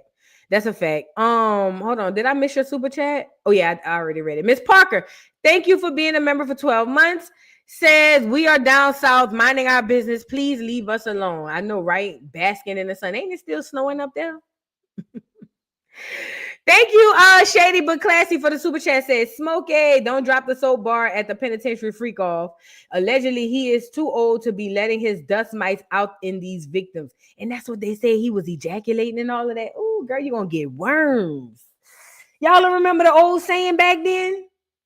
The old saying back then was, if you let that old man get with you, getting your little cooter, you're gonna get worms. Ooh, girl, could you imagine them worms squirming all up in your cervix? Ooh, Lord, that mercy. That was bad. That was bad. The official Will, thank you for the super chat. I'm sorry, thank you for being a member for 4 months. Yeah, we all family. We go to the family reunion in the South. In the South every summer. Absolutely. That's how I know my people. That's how I know my people. Trust and believe. I know my people. I know them when I see them. I know them when I see them. Now, I want to get into, before we get out of here, I want to get into the Met Gala again. Now, remember we talked yesterday about the Met Gala, and we talked about, what is it, dandyism? We spoke about dandyism, and about that was the theme. And honestly, from what I'm seeing through the research that I went through, all dandyism is Black people after the slavery and after a lot of the stuff expressing themselves through fashion. This is the only thing that I think that is unfair about this so-called dandyism that we have going on at the Met Gala. I'm going to be completely honest. The thing that makes me a little bit messed up about it is back then it was not as flamboyant as it is in today's society. And I think that what they're doing is taking something that probably, if it was a real thing, because we don't know, you know what I mean? If it was a real thing where it was a fashion thing with Black Americans in America, it wasn't done and executed the way that it was done and executed here at the Met Gala. 95% of the women that came to the Met Gala looked like men. It's almost like it was a lot of masculinization, if that's a word, of the women, and a lot of effeminizing of the men. And that was not happening back in those days. And I think that's what's disappointing. The women could have very well been in theme with appropriate, and I ain't gonna say appropriate because that's a bad word, with clothes that made them feminine. Hell, what's her name? Meg Thee Stallion just did it. Meg Thee Stallion came in still looking like a woman of the time, of the era. And it was somebody else I seen. We're going to get into it. Hell, even Serena Williams. There were girls that came in that was still in theme. I don't like that every single girl was super masculine. I didn't like that. I didn't like that. It throws things off the natural order of things. I got to be honest. All of this super masculinizing of women and this super effeminizing of men in the Black community, it's throwing us off and we don't even see it. We looking at this like an expression of fashion, but look at the people who are behind the so-called expressions. Like, it's not okay. Let's get into, who is this guy right here? This is Dapper Dan. Those who get dressed and go on, they're making a statement. The dandy makes a narrative, Dapper Dan and dandyism. Oh, and let me say this. What's the guy name who used to sing I'm a Classic Man? Him, the dude who used to be with Bad Boy. Jendaya, that's his name. Jendina's Classic, that's his name. Jendaya, whatever his name is. And the boy who used to hold the umbrella for Puff. These are classic. If you're going to go into the dandyism of it all, that's what it's supposed to look like. Thank you, NTLY, for the super chat. Says Jendaya's Classic Man is about dandyism. Let's go pull him. And I hope I'm saying his name right. I really do. How you say his name? Farnsworth Bentley is the other guy. Let me spell his name. JD. I never knew how to pronounce his name.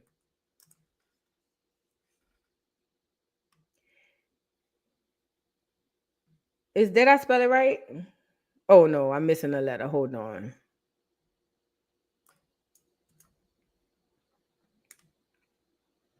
This is the look that these folks were trying to celebrate back in the day.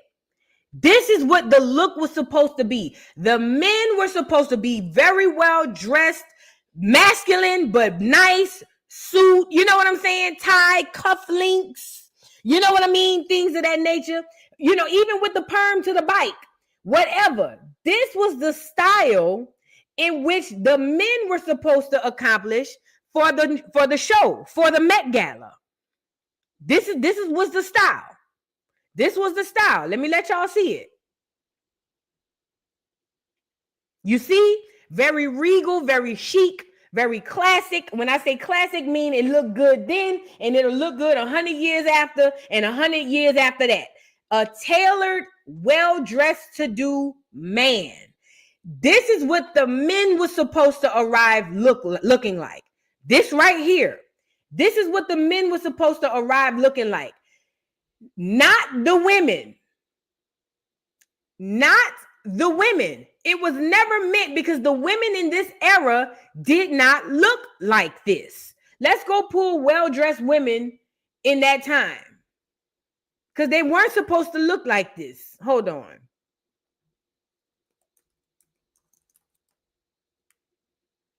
Hold on. Let me search it up so y'all can see what the women were supposed to look like.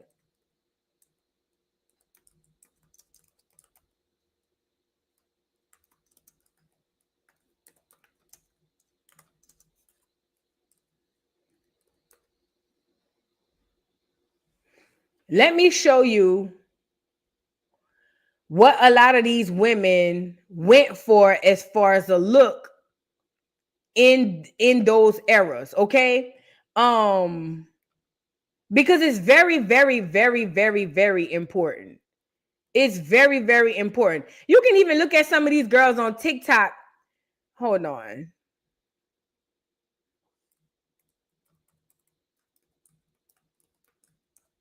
And I believe this dandyism term is, yeah. Because all it is was a whole bunch of black women dressed like men. And it's weird. It's super weird, in my opinion. It's a whole bunch of black women dressed like men with just enough femininity so you know it's a man. I mean, it's a woman. It's weird.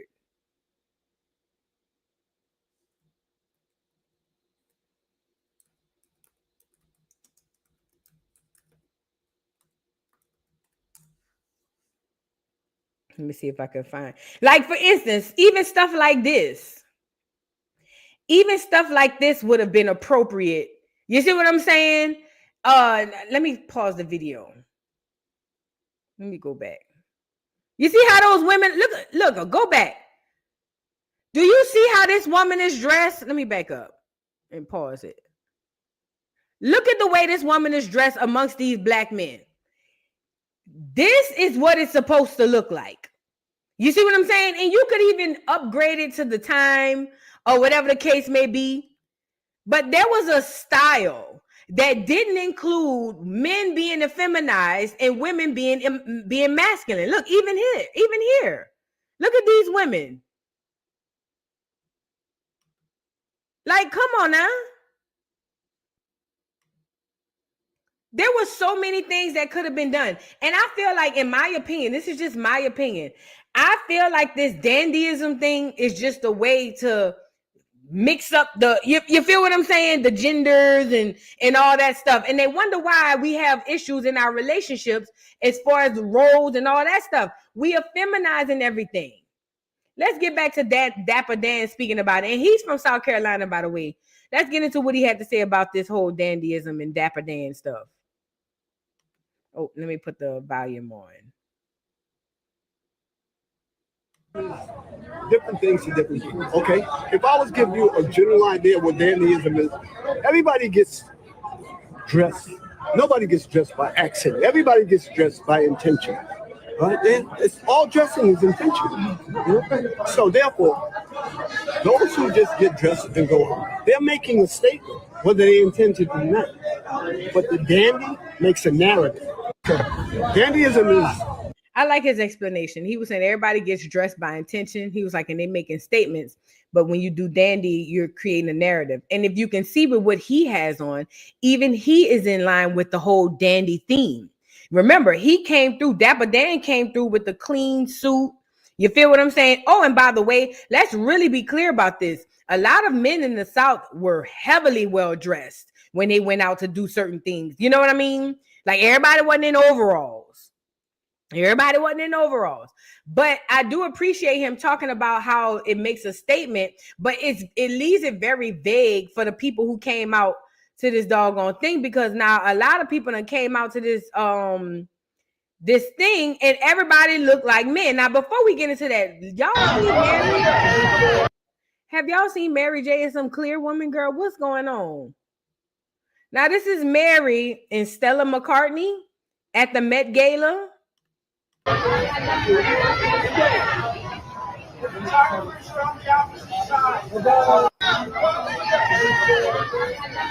I don't like this on Mary.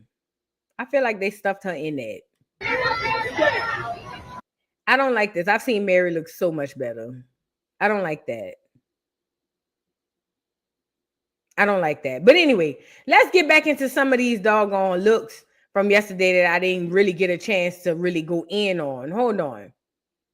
Now, this is the guy, Coleman Domingo, who is not Black American. I believe his family is from, I forgot where I read it at, but he's one of the top dudes who was in charge of the dressing of, you know, in the style ideas and the whole thing and whoop de whoop, okay?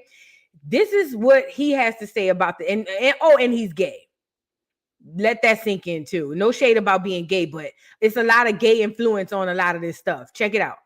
God created Black people, and Black people created style. I stand here representing so many generations of men who have liberated themselves in style. I stand here representing my fellow Metgala co-chairs, A$AP Rocky, Pharrell Williams, Lewis Hamilton, LeBron James, and Anna. Dear Anna, I thank you. A clear woman. I stand here on the shoulders of Andre Leon Talley, of Bayard Rustin, of Dapper Dan, of Oswald Boateng, of Sidney Poitier, Prince, Harry Belafonte, James Baldwin, and so many others. There's a quote from the great George C. Wolfe that I love to share. It is a statement about the influence and impact of Black culture and individuals on fashion and style. The quote is often used to highlight the creative and innovative spirit of Black people in shaping trends in fashion. God created Black people. All right, so that was one of his, I don't mind his suit. His suit actually looks good right here. Hold on, I want to show you guys some other things that I picked up at this doggone thing. Girl, wait, did y'all see Funky? I shared it because I couldn't help but watch it. Girl, look at Funky with a fade. Funky with the fade. Girl, did y'all see Funky with the fade? Girl, when I see that, he posted it on his Instagram and I just shared it. Had to put it on the story. Girl, Funky with the fade is killing me. Do you hear me? Funky with the fade, don't miss.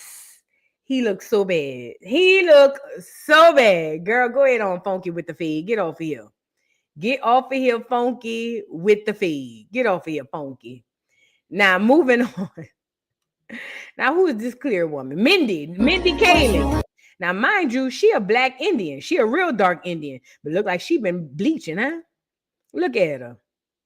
She done lost all that weight, came to America, forgot who she was. Now, remember her brother was cosplaying as a Black American to get in medical school. Y'all remember that? I don't think she looked bad, though. I wouldn't wear it, but it don't look bad. I don't think it's not bad. It's a lot, but it's not bad. I don't think she looked bad. Shout out to Mindy. But it was a lot of tuxedo tops and a lot of dresses, a lot of pants. You see what I'm saying? A lot of this stuff going on. Hold on. Oh, there we go. Usher did right. Look at Usher. Usher did good. Usher understood the assignment. He came in as a man's man. He still honored the dandy, the whole dandy theme, but he still came in as a man. Usher looks great to me. He looks great. Look, this is what the dandy theme is supposed to be. It's supposed to be like this. It's not supposed to be what we saw. Now that's him on the on stage and all that. But this is what the dandy theme is supposed to be. It's supposed to be the men being men, dressed as men, not with pearls going all across they, you know what I mean? They tops looking like they wearing dresses. It's supposed to be like this for the men.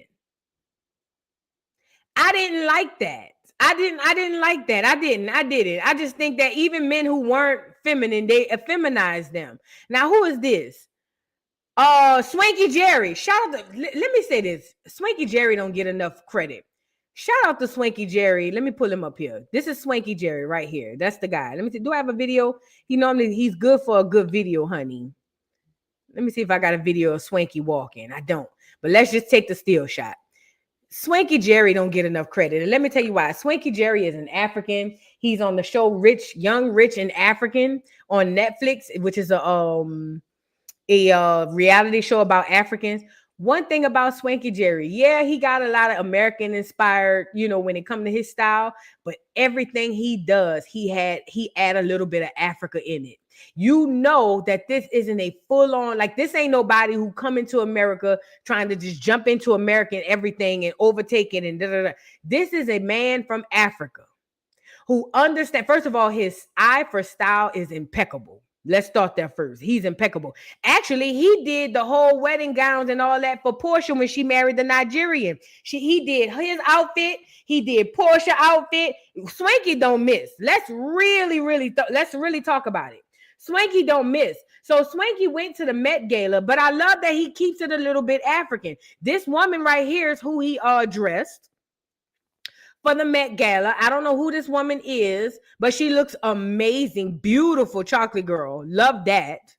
You see what I'm saying? She looks gorgeous. Now, it's still very masculine. I don't like that how masculine it is, but the outfit for what it is, it's really nice. But what I was saying about Swanky is, what I love about Swanky is he is authentically him.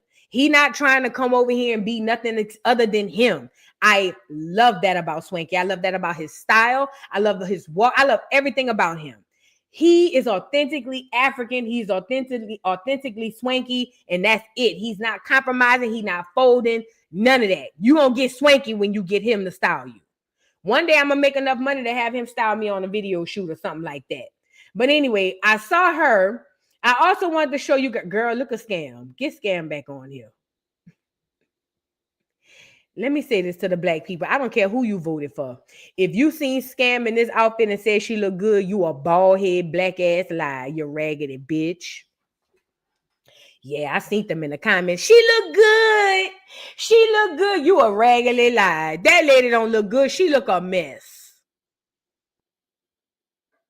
And she took the picture with the clear husband. And look at the people. He looked so happy to be there. The theme was right, black and white. The theme of the outfit was nice. At least that fit, black and white. That lady, nothing looked good about that. She looked like the grandmother of the bride. Y'all say anything on this internet. I realize the internet make people say anything. The internet make people say anything. Scam look a mess.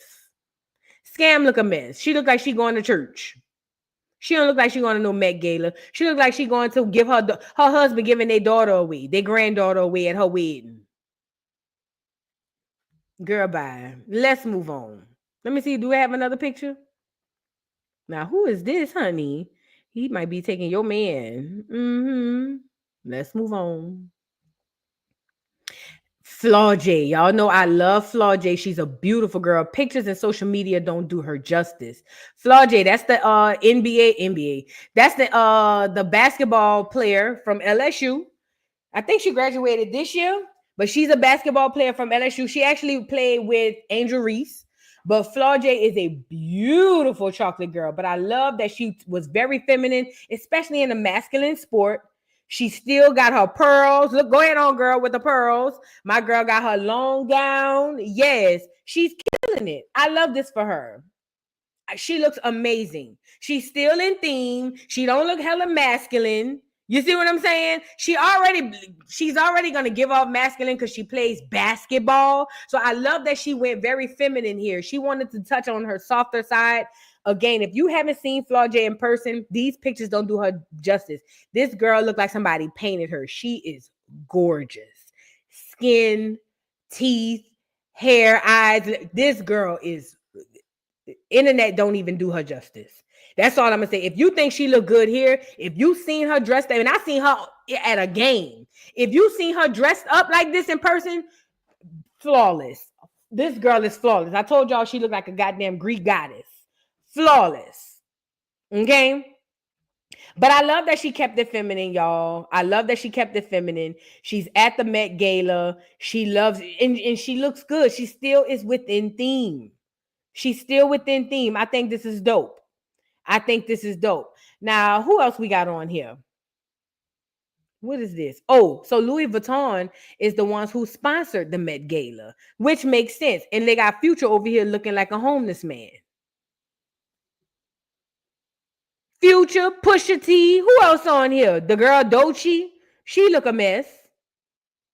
Girl, Louis Vuitton is the proud sponsor of Superfine Tailoring Black Style, the Costume Institute Spring 2025 exhibition at the Met exploring sartorial style through the lens of dandyism. Black style done by white folks. Got it. Got it. Okay. You don't worry about turtle people. Now, I don't know who this weird looking nigga is, but it was decent. You know what I'm saying? I don't know if he was giving detective. I don't know what he was giving. And I don't know who this weird looking ass nigga is. KB Lame, Kobe Lame, Kabi Lame. I don't know him. Either way, the nigga had a lot of watches on. And it is what it is, girl. I don't know. I don't know what he was going for with this. Detective Tibbs, I don't know. And look at what's his name? Tyson Beckford, honey. We gonna get to him, girl. First of all, Chance the Rapper. Hey Chance, you look a mess. But look at Tyson, honey. Tyson ain't aged since the 90s. And I heard he was loose-wristed. Now, I don't know it to be a fact. I'm just telling y'all what I heard. But when I tell you Tyson looks good, go ahead on, Tyson. Tyson looks the F good. Do you hear me? Please. He looks really good, honey. Slaying still. Girl, look at Diana Ross' son. He ain't been right since he played on ATL. Look at him. Poor little thing. Look at Babyface. Looking like a winter jacket. Looking like a winter coat. Look at him. Rocking around the Christmas tree. Head ass nigga. He look a mess. I don't know who this is. Who this is? That's Dapper Dan. That's Dapper Dan. He getting older.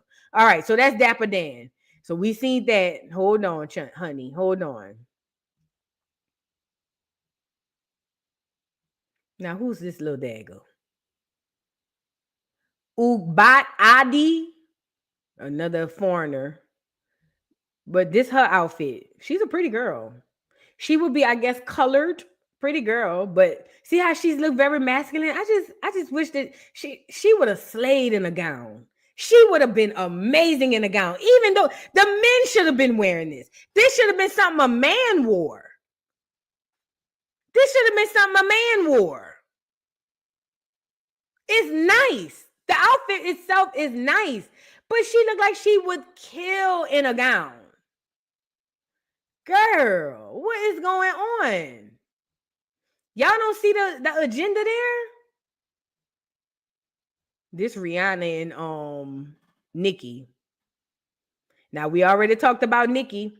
We said Nicki, you know, we like it other than the funeral wreath on the shoulder. We thought she looked cute. Now, Rihanna done came out there with her baby bump. Look at Nicki.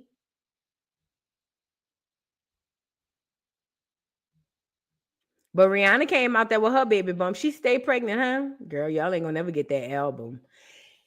To the seamen, good luck. Y'all ain't never getting that album. She too busy punching. You get it? She too busy hunching. Now, who is this? Caleb McLaughlin. I think he looks nice. I think Damson Idris looked nice after he took the spacesuit off. I don't know what that was about. Even boy, Lakeith Stanfield looks nice. It's all on theme. This is on theme. I thought they looked nice. What y'all think? They are on theme. Damson look a little, his hip dipping a little bit, but other than that, the suits and everything, they are on theme. I think they look great. I don't know who the Caleb dude is, but they look great. They look great. Mind you, this is for them to raise money for clear stylists at the Met or something, or for the museum or something. I don't know. And this nigga here. Now, this is Nigerian Shabuzi. Shabuzi is a Nigerian artist who's going through his humiliation ritual, and he was adorned in wearing Kim Kardashian's old pearls that she wore a few years ago at the Met. Let's get into his look. Girl, it's the way they even shaped the waist of this and gave him hips. That is a dress with some pants on under it. That is a skimpy dress with pearls draped across the front with some little pants on it. Even the hat is a woman's hat. If y'all can't see this, if y'all can say everything else could be a conspiracy, but this, y'all can say anything else I say about this thing, this whole Met thing could be a conspiracy, but this, for real, this what we doing. They dressed him as a whole ass woman. The only difference is he got on pants. And a woman could wear this outfit from head to toe. Head to toe. And you wouldn't know the difference. A woman could pull this outfit off right now. And you wouldn't know that it was ever on a man. Like I say, we could say all this other stuff is a conspiracy. But if this ain't, I don't know what to tell you. I don't know what to tell you. Shabuzi look a mess. But I guess he's going through his ritual so he can get, look at the hands. Look at the hands. I guess he's doing what he got to do to get what he got to go. To get where he got to go. You see the hands, huh?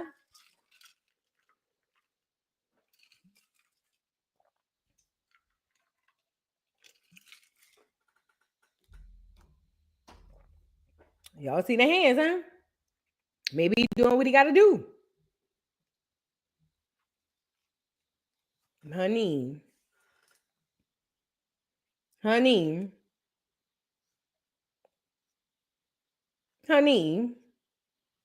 For a second, I thought that was an earring in his ear. A big old hoop earring.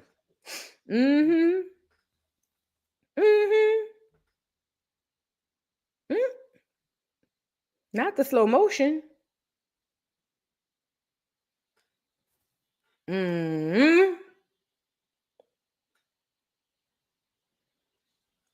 Yes, sir.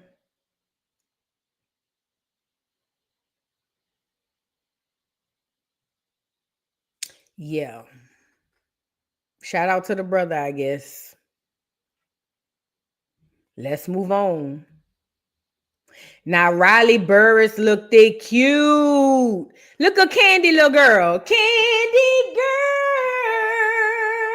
Look at Riley. Riley done grew up and done grew out on you hoes. Shout out to Riley. Riley, you look like a magician, but you look cute, fat.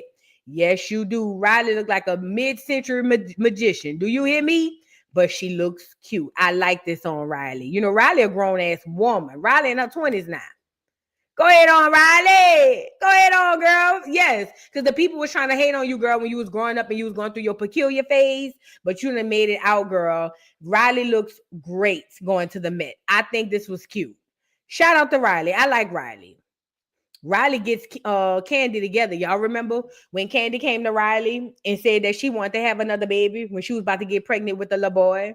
Remember what Riley told Candy? Riley said, how you going to have another baby when you didn't raise the one you have? Put a one in the chat if you remember. Yes, she did. Riley straight up asked Candy, how is you going to go have another baby when you ain't raised the one you got? Right, SC? She said, you barely here. Yeah, girl, please. Riley is that girl. And look at Candy. Well, Riley, I'm gonna make more time. I'm gonna make more time for these kids. And Riley was like, "How, girl? You always gone? Ain't you always booked and busy? How you gonna make time for these sure? And you ain't make time for me?" Riley said, "Girl, you ain't never here. How is you gonna have more kids? Who's gonna watch the baby?" She was on Blue FaceTime. Back then, Riley was on Blue FaceTime. Girl, who is gonna watch your children? Who gonna watch your baby? Who gonna watch the baby? Cause you don't be here. You shit the children out and go about your business. Girl, Riley clock Candy. Do you hear me? But she looks great. I love this look on Riley. I love the hair. I love the little purse. I love everything. She look good. She look just like her mama too. She look like her daddy. But you can see a lot of Candy in her. She looks good. Shout out to Riley. I like that for Riley. Baby Riley got Candy right on up together, girl. Ate her right on up. Do you hear me? Is there a detail in your look? Say no to my sisters. You okay? What's Is happening? there a detail in your look tonight that has significance to you? The purple label itself, because I was probably the very first black man to ever shoot in the purple label, you know, and I think there's maybe two more after me, but I was basically the brainchild of it. So. Is there a detail in your look? Say no to my sisters. You okay? What's Is happening? there a detail in your look tonight that has significance? Tyson looked damn good. I love that he said, "I'll never say no to my sister." So he went over to her to have her interview him because she was black. I love that. We room for everybody black. Okay. But he looks the F good. Girl, look at Lala. Girl, Lala been around the Kardashians and done aged. Girl, Lala looks so old in the face. Somebody call somebody. Girl, look at Lala. Look at Lala. Hold on, girl. She looked cute until I zoomed in her face. Oh, Lala look like she need a nap. Lala. You stressed out like that? You not drinking the blood with Kim and them. See, she got to start drinking the blood like Kim and them. Girl, Lala look like she done aged 20 years in her face. Poor Lala, I couldn't believe it when I seen what I seen. Now, who is this? Who is this clear girl? Miley Cyrus looking at who? Girl, we didn't come on here for you. Hurry up, slack back. And look at Anna Wintour. We're going to have to get Lala back. Now, this is the clear woman who's in charge of Black Style. These are the clear people in charge of Black Style. Where she at? Lala aging, y'all. Lala aging. Lala stressed out. What that nigga around there doing, Lala? Tell the truth. That nigga stressing you out? Your baby daddy? Because you ain't with him no more. She got to start drinking the blood like Kim Kardashian and them be doing. You know what I'm saying? Because it's really... Poor Lala. But she looked cute, though. She looked cute, poor Lala. Girl... Life batting the piss out you, huh, fat? And look at this. This another dagger final boss. This another final boss for the daggers, too. Now, they said when at the after party, she was out there with her titties out. Or whatever the case may be. Little dagger, little bastard. She was over here wearing suits and ties. And now, all of a sudden, they say she around here at after parties with her titties hanging out. Everywhere she goes, she got the titties out. I'm so tired of this shoulder pad wearing hoe. I'm so tired of Janelle Monáe. I am tired. She's a beautiful girl, but I'm tired. I'm tired. Janelle Monáe gets on my nerves. Every time you turn around, here go her titties, just a flapping all over.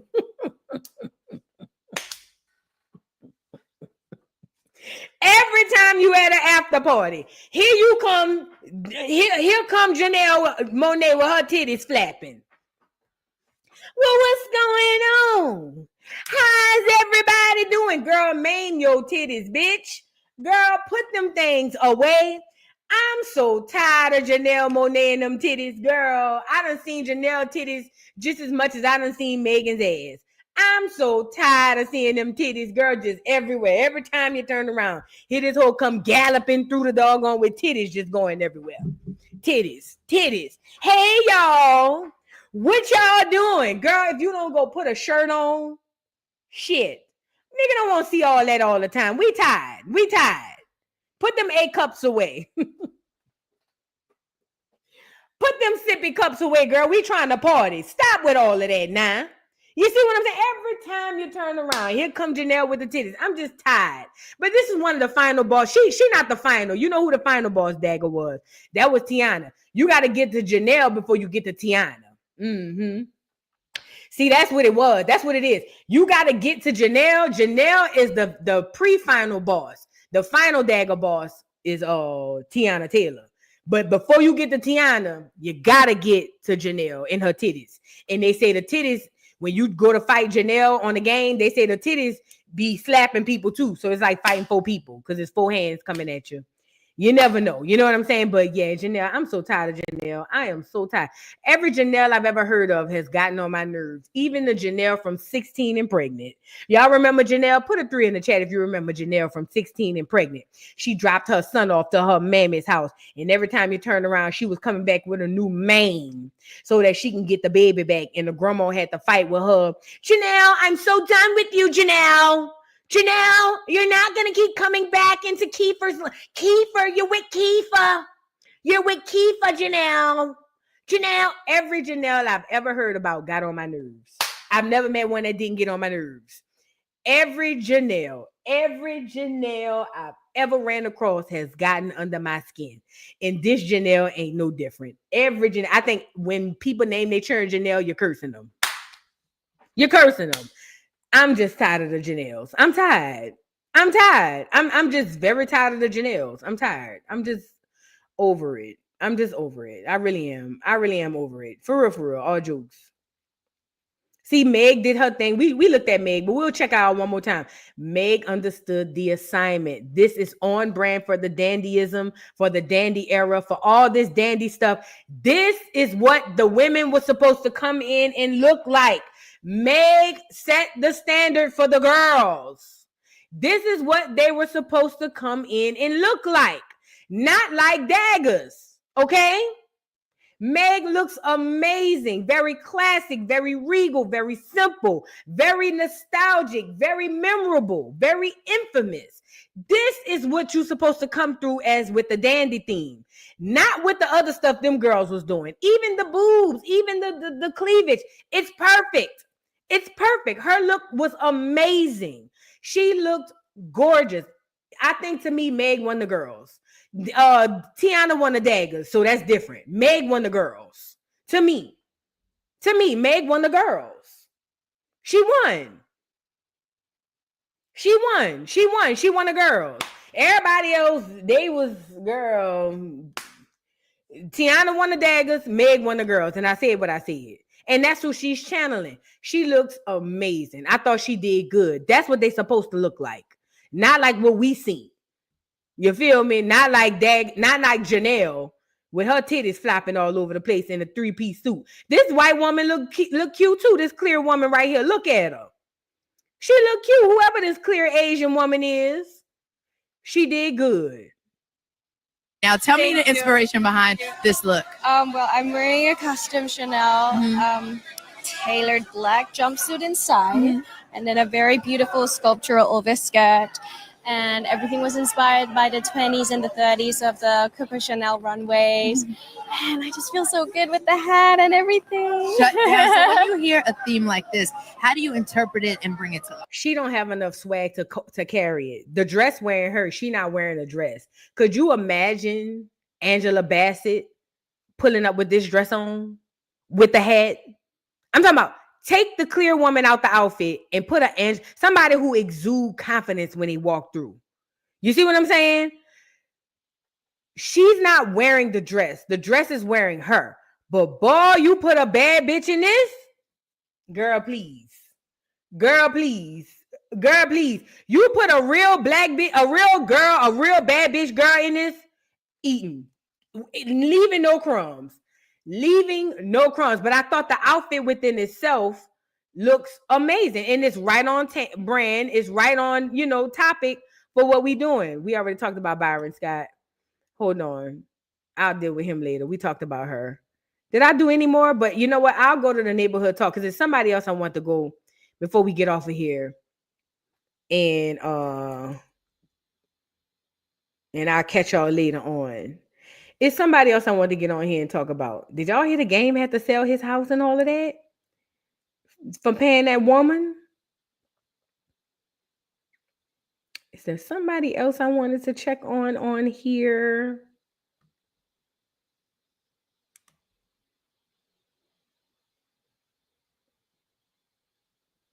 Oh, girl, look at Tyler.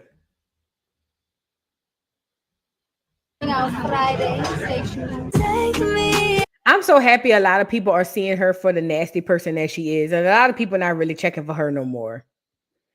A lot of people are not checking for Tyler no more. She look cute though right here. But a lot of people not checking for her because of her attitude, how she treat people, how she talk to people, how she deal with people. Her career won't last long unless some type of PR happens and they flip this around for her. But she's not getting as much praise as she was getting before. A lot of people don't like her. A lot of people don't like her. Look at Burna Boy. Here go Burna Boy. He look nice. I think Burna Boy looked cute. This is nice. Little funny tail shaped self. His hair shaped funny. He got a long ass head. But he looked nice. I think he looked cute. He looked decent. He giving me 70 Superfly, but he looked cute. Or whatever. I guess, honey.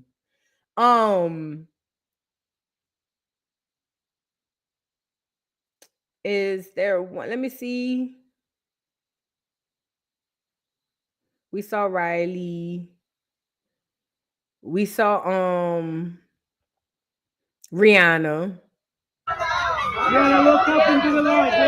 Yeah. Chin up a little bit. Chin up a little bit, darling.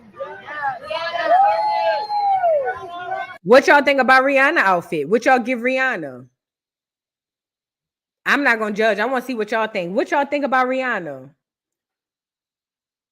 1 to 10. 10 being the best looking, 1 being the least best. I thought he was Offset. What? Hard pass. 8.55.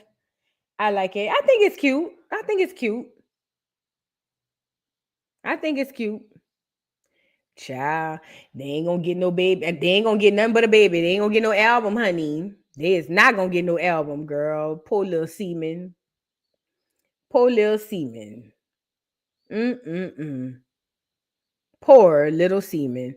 But anywho's, oh, and Kim Kardashian. I think we saw Kim.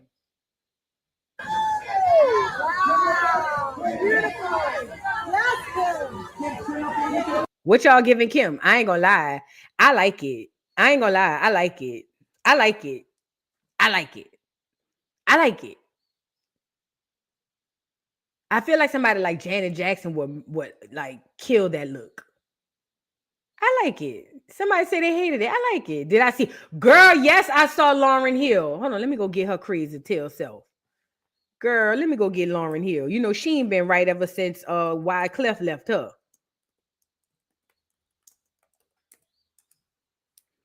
Girl, I meant to show y'all Lauryn yesterday. Girl, look at Lauryn. And they were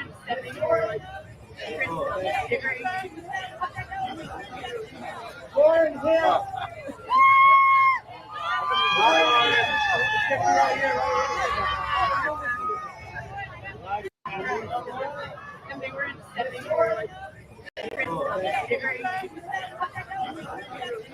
My girl Lauren got her man holding an umbrella inside. Go ahead on, Lauren.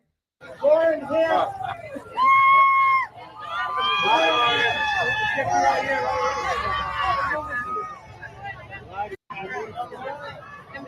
Go ahead on, Lauren. So this is Lauren, y'all. What y'all think? What y'all giving a Lauren? I like that fan, though. It must be like a fan case. But what y'all giving Lauren? The afro is amazing, Ace Boogie. That afro is a 10 for me. The afro itself, I don't know if that's her real hair, but that afro is a 10 for me. The Birkin threw it off. I think so, too, because it's blue. She looked like a cowgirl. I think the Birkin threw it off, too. I don't think she needed the Birkin. I think she could have done without it. As a matter of fact, she didn't need no purse, to be completely honest. I feel like she should have just came without it, just with the fan. The fan is enough accessory within itself. Yeah, I think the Birkin threw it off.